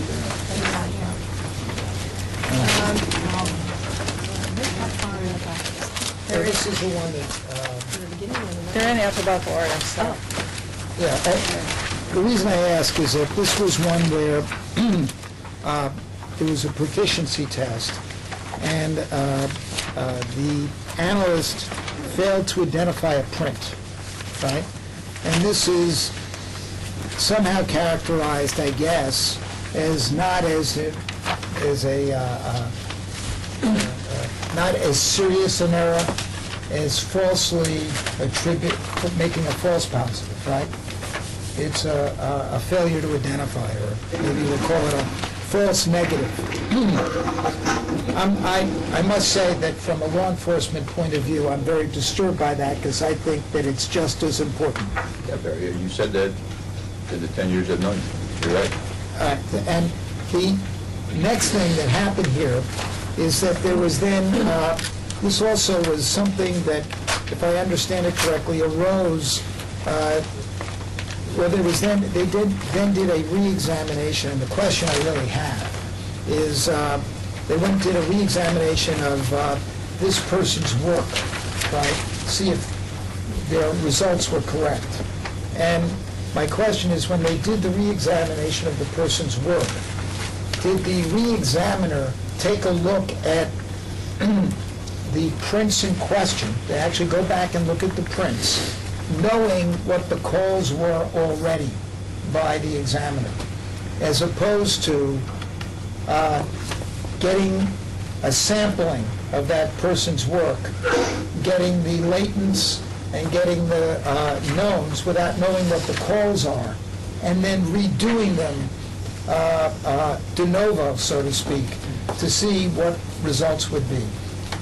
And the reason I say that is that everything that we have seen now about the new recommendations for how to do latent print examination, and everything we know about the cognitive science of this, is that once you see the actual patterns, right, and the decisions, you can't unsee them, so to speak, right? So it would seem to me that the better way to do this would be to have somebody do a re-examination, not knowing what the calls were, to see if they could replicate it. Can we ask that somebody from the Westchester County Department of Public Safety come to the next meeting? Yeah, or maybe if somebody could just direct that. Someone's there now.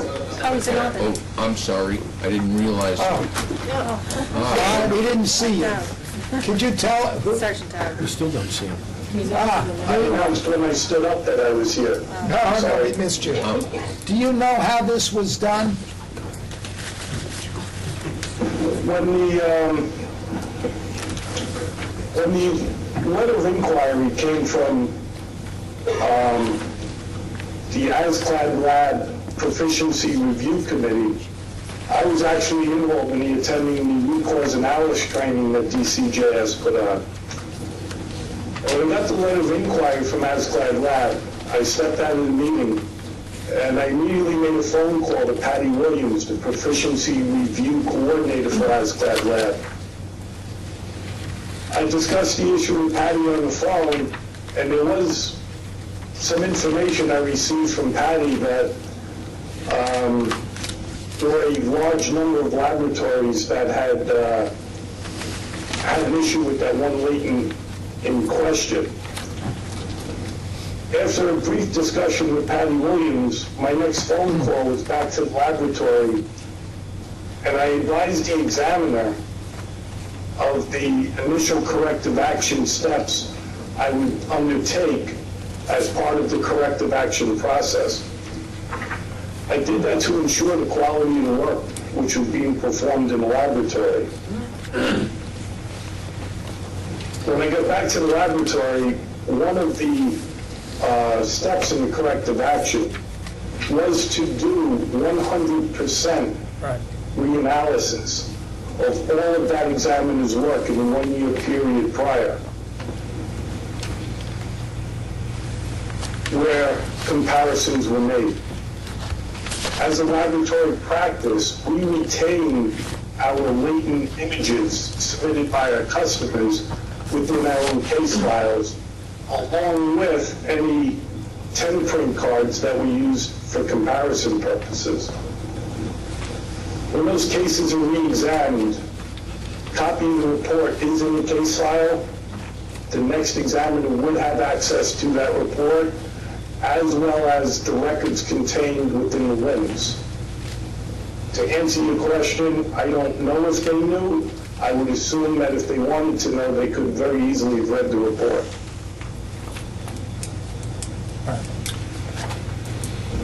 Dr. Corrado. I would just like to say that I agree with Barry that a missed latent print on a proficiency test is very significant. I'll point out that there are 3 or 4 laboratories in the state that perform latent print analysis that are credited to perform that. If they have a missed identification on a proficiency test, they would do a corrective action and review past casework to see if it was a problem that was reoccurring. The concern I have is the hundreds of police units or other units within the state that are performing latent print comparisons every day that are not under any accreditation, that are under no obligation.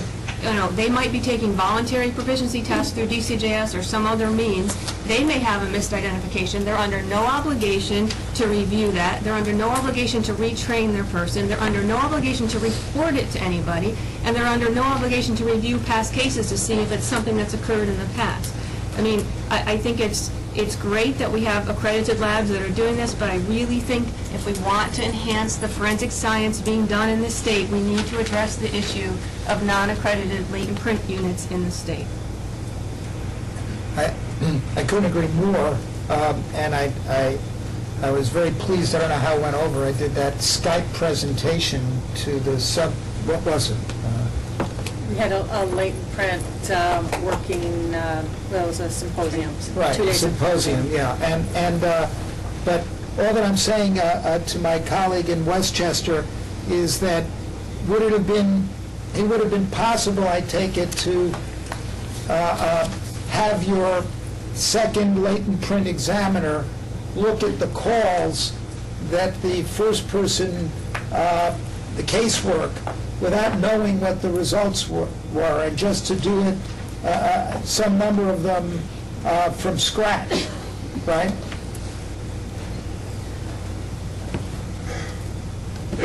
Mr. Scheck, the records are retained within our LIMS system, the BEAST. If that examiner chose to go in there and look, or chose to look at the case file, it would have been done. What I documented in that corrective action documentation before the commission is that in addition to, one of the parts of the corrective action process was during my investigation of the corrective action process, the examiner in question was prohibited from offering any verification to any other examiner's work, to offering any opinion about it, such as a technical review, and that examiner also could not perform any supervisory work for a latent print examiner in training. So basically for that 3 to 4 month period that corrective action process took, that latent examiner was basically grounded in order to protect the quality of the work that was being performed in the laboratory. No, I understand that and commend your action. My only suggestion, I guess, is that when you had his or her work re-examined, it might make sense in terms of what we know about the cognitive science here, that even better, frankly, than have all 100% of the casework, I don't know what that number is actually, reviewed. How many would that have been? Do you know? Do you have any idea? You have 100%, but what would be, how many cases? I would say it was less than 100, between 50 and 100. I was not asked to bring those numbers today, so. I understand. I'm just suggesting that I would have more confidence if it were half of the cases were randomly reviewed, but the re-examiner didn't know what the results were and made independent calls, than having that person aware of what the other individual's answers were. Just, I agree with you, and I would take that under advisement if something like this were to occur in the future. Thank you. Any other annual reports that any of the commission members have questions regarding?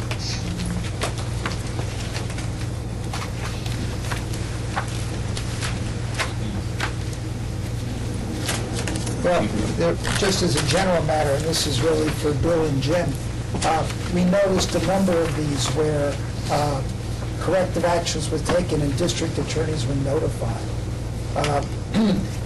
And I know that you had your subcommittee that was in place to deal with this. Is there any way for you to tell us in how many of these instances the district attorneys wound up notifying the defense counsel of any of these things? I don't know specifically, Barry. I would hope in all of them. You'd agree, right, Chris?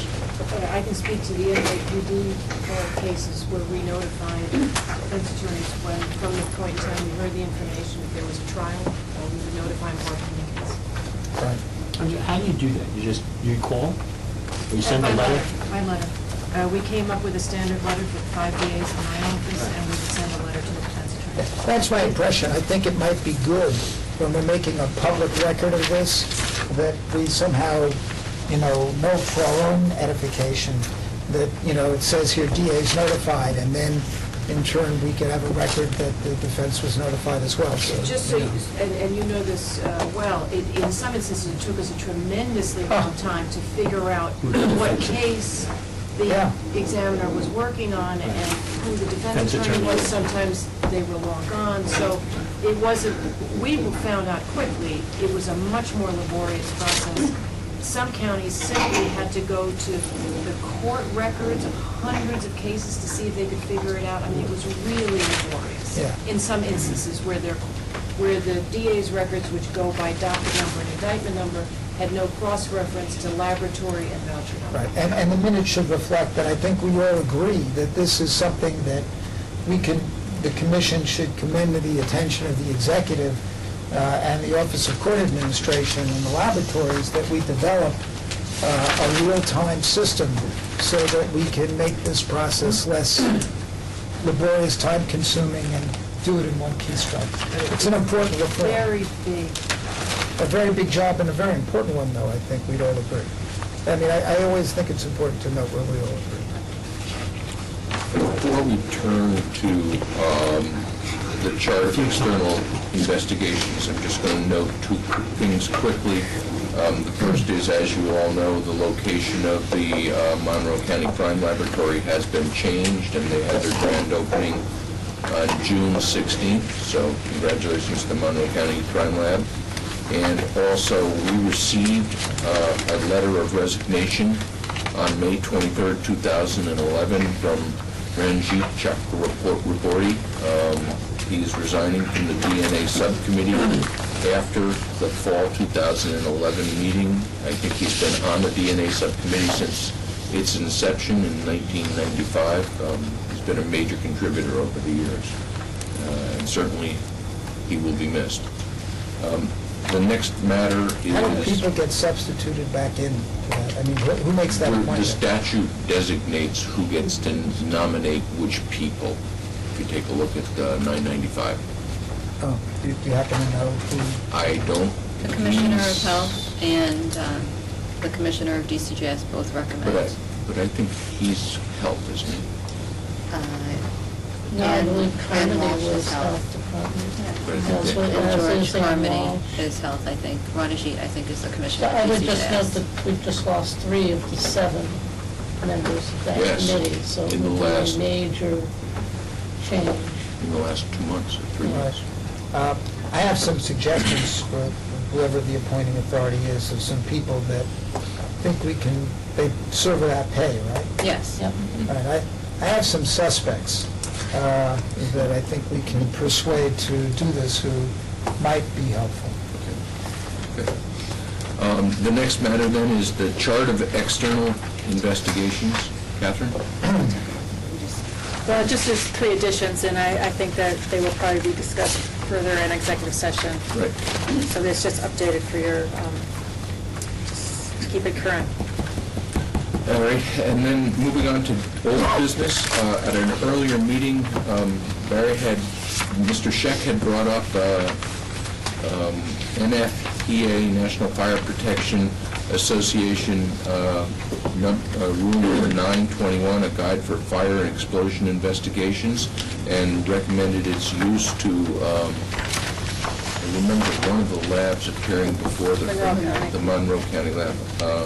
Recommended its use to the Monroe County Lab. He said he would get it for us. It's now been enclosed in your materials that you all have with you today. This was compiled by the Arson Bureau of the Office of Fire Prevention and Control, and it was sent to all lab directors. And that's why it's just here, is for also to just make people aware of some of the of what the NFPA just consists of. Randy Shattuck is the chair of our arson twig, and he was instrumental in getting this out. I should know that. Well, in my era, there's a Texas Forensic Science Commission, and it issued a report, quite an extensive one, on the Cameron Todd Willingham case, where they reached the conclusion that the arson science that was used to convict Willingham and led to his execution was invalid and unsound. And they further went on to recommend that there be a retroactive re-examination of other arson convictions in the state of Texas, and made that recommendation. And we will forward that report to all of you. I think it's really worth looking into, because you know, it isn't just Texas that was doing these arson analyses without the guidance of NFPA 921. And it may well be, we don't have formal jurisdictions, just like Kathleen was talking about with respect to the fingerprints as a public policy matter. Some of that arson analysis is not under our jurisdiction, probably ought to be, just as fingerprints should be. And the Texas case is, I think, salient and cautionary tale for us. Thank you. The next matter on the agenda is laboratory disclosure items. Suffolk County Crime Lab.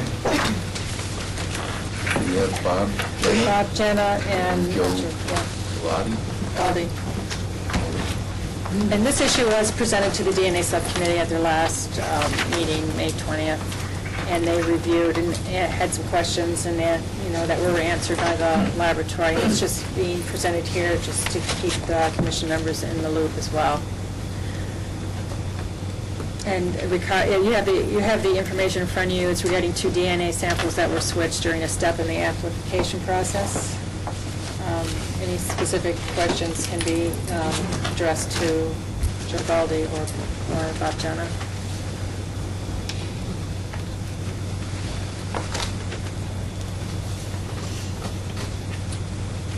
Any questions?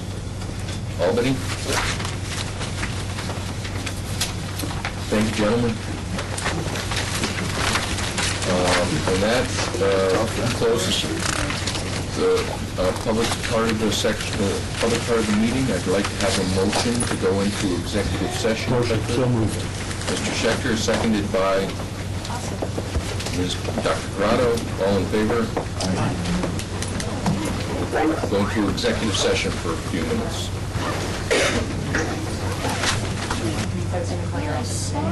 Okay, we've just come out of executive session. We're back on the record. And in executive session, we discussed a number of items that could result in discipline against various employees of various public agencies. We took no action on any of those matters. And at this point, I'll entertain a motion to adjourn. Our next meeting, by the way, is October 17th at 1 p.m. in Albany, New York, at the Crime Stat Room at DCJS. A motion to adjourn. Dr. Stajic, seconded. Dr. Corrado, all in favor? Opposed? Thank you. Mark.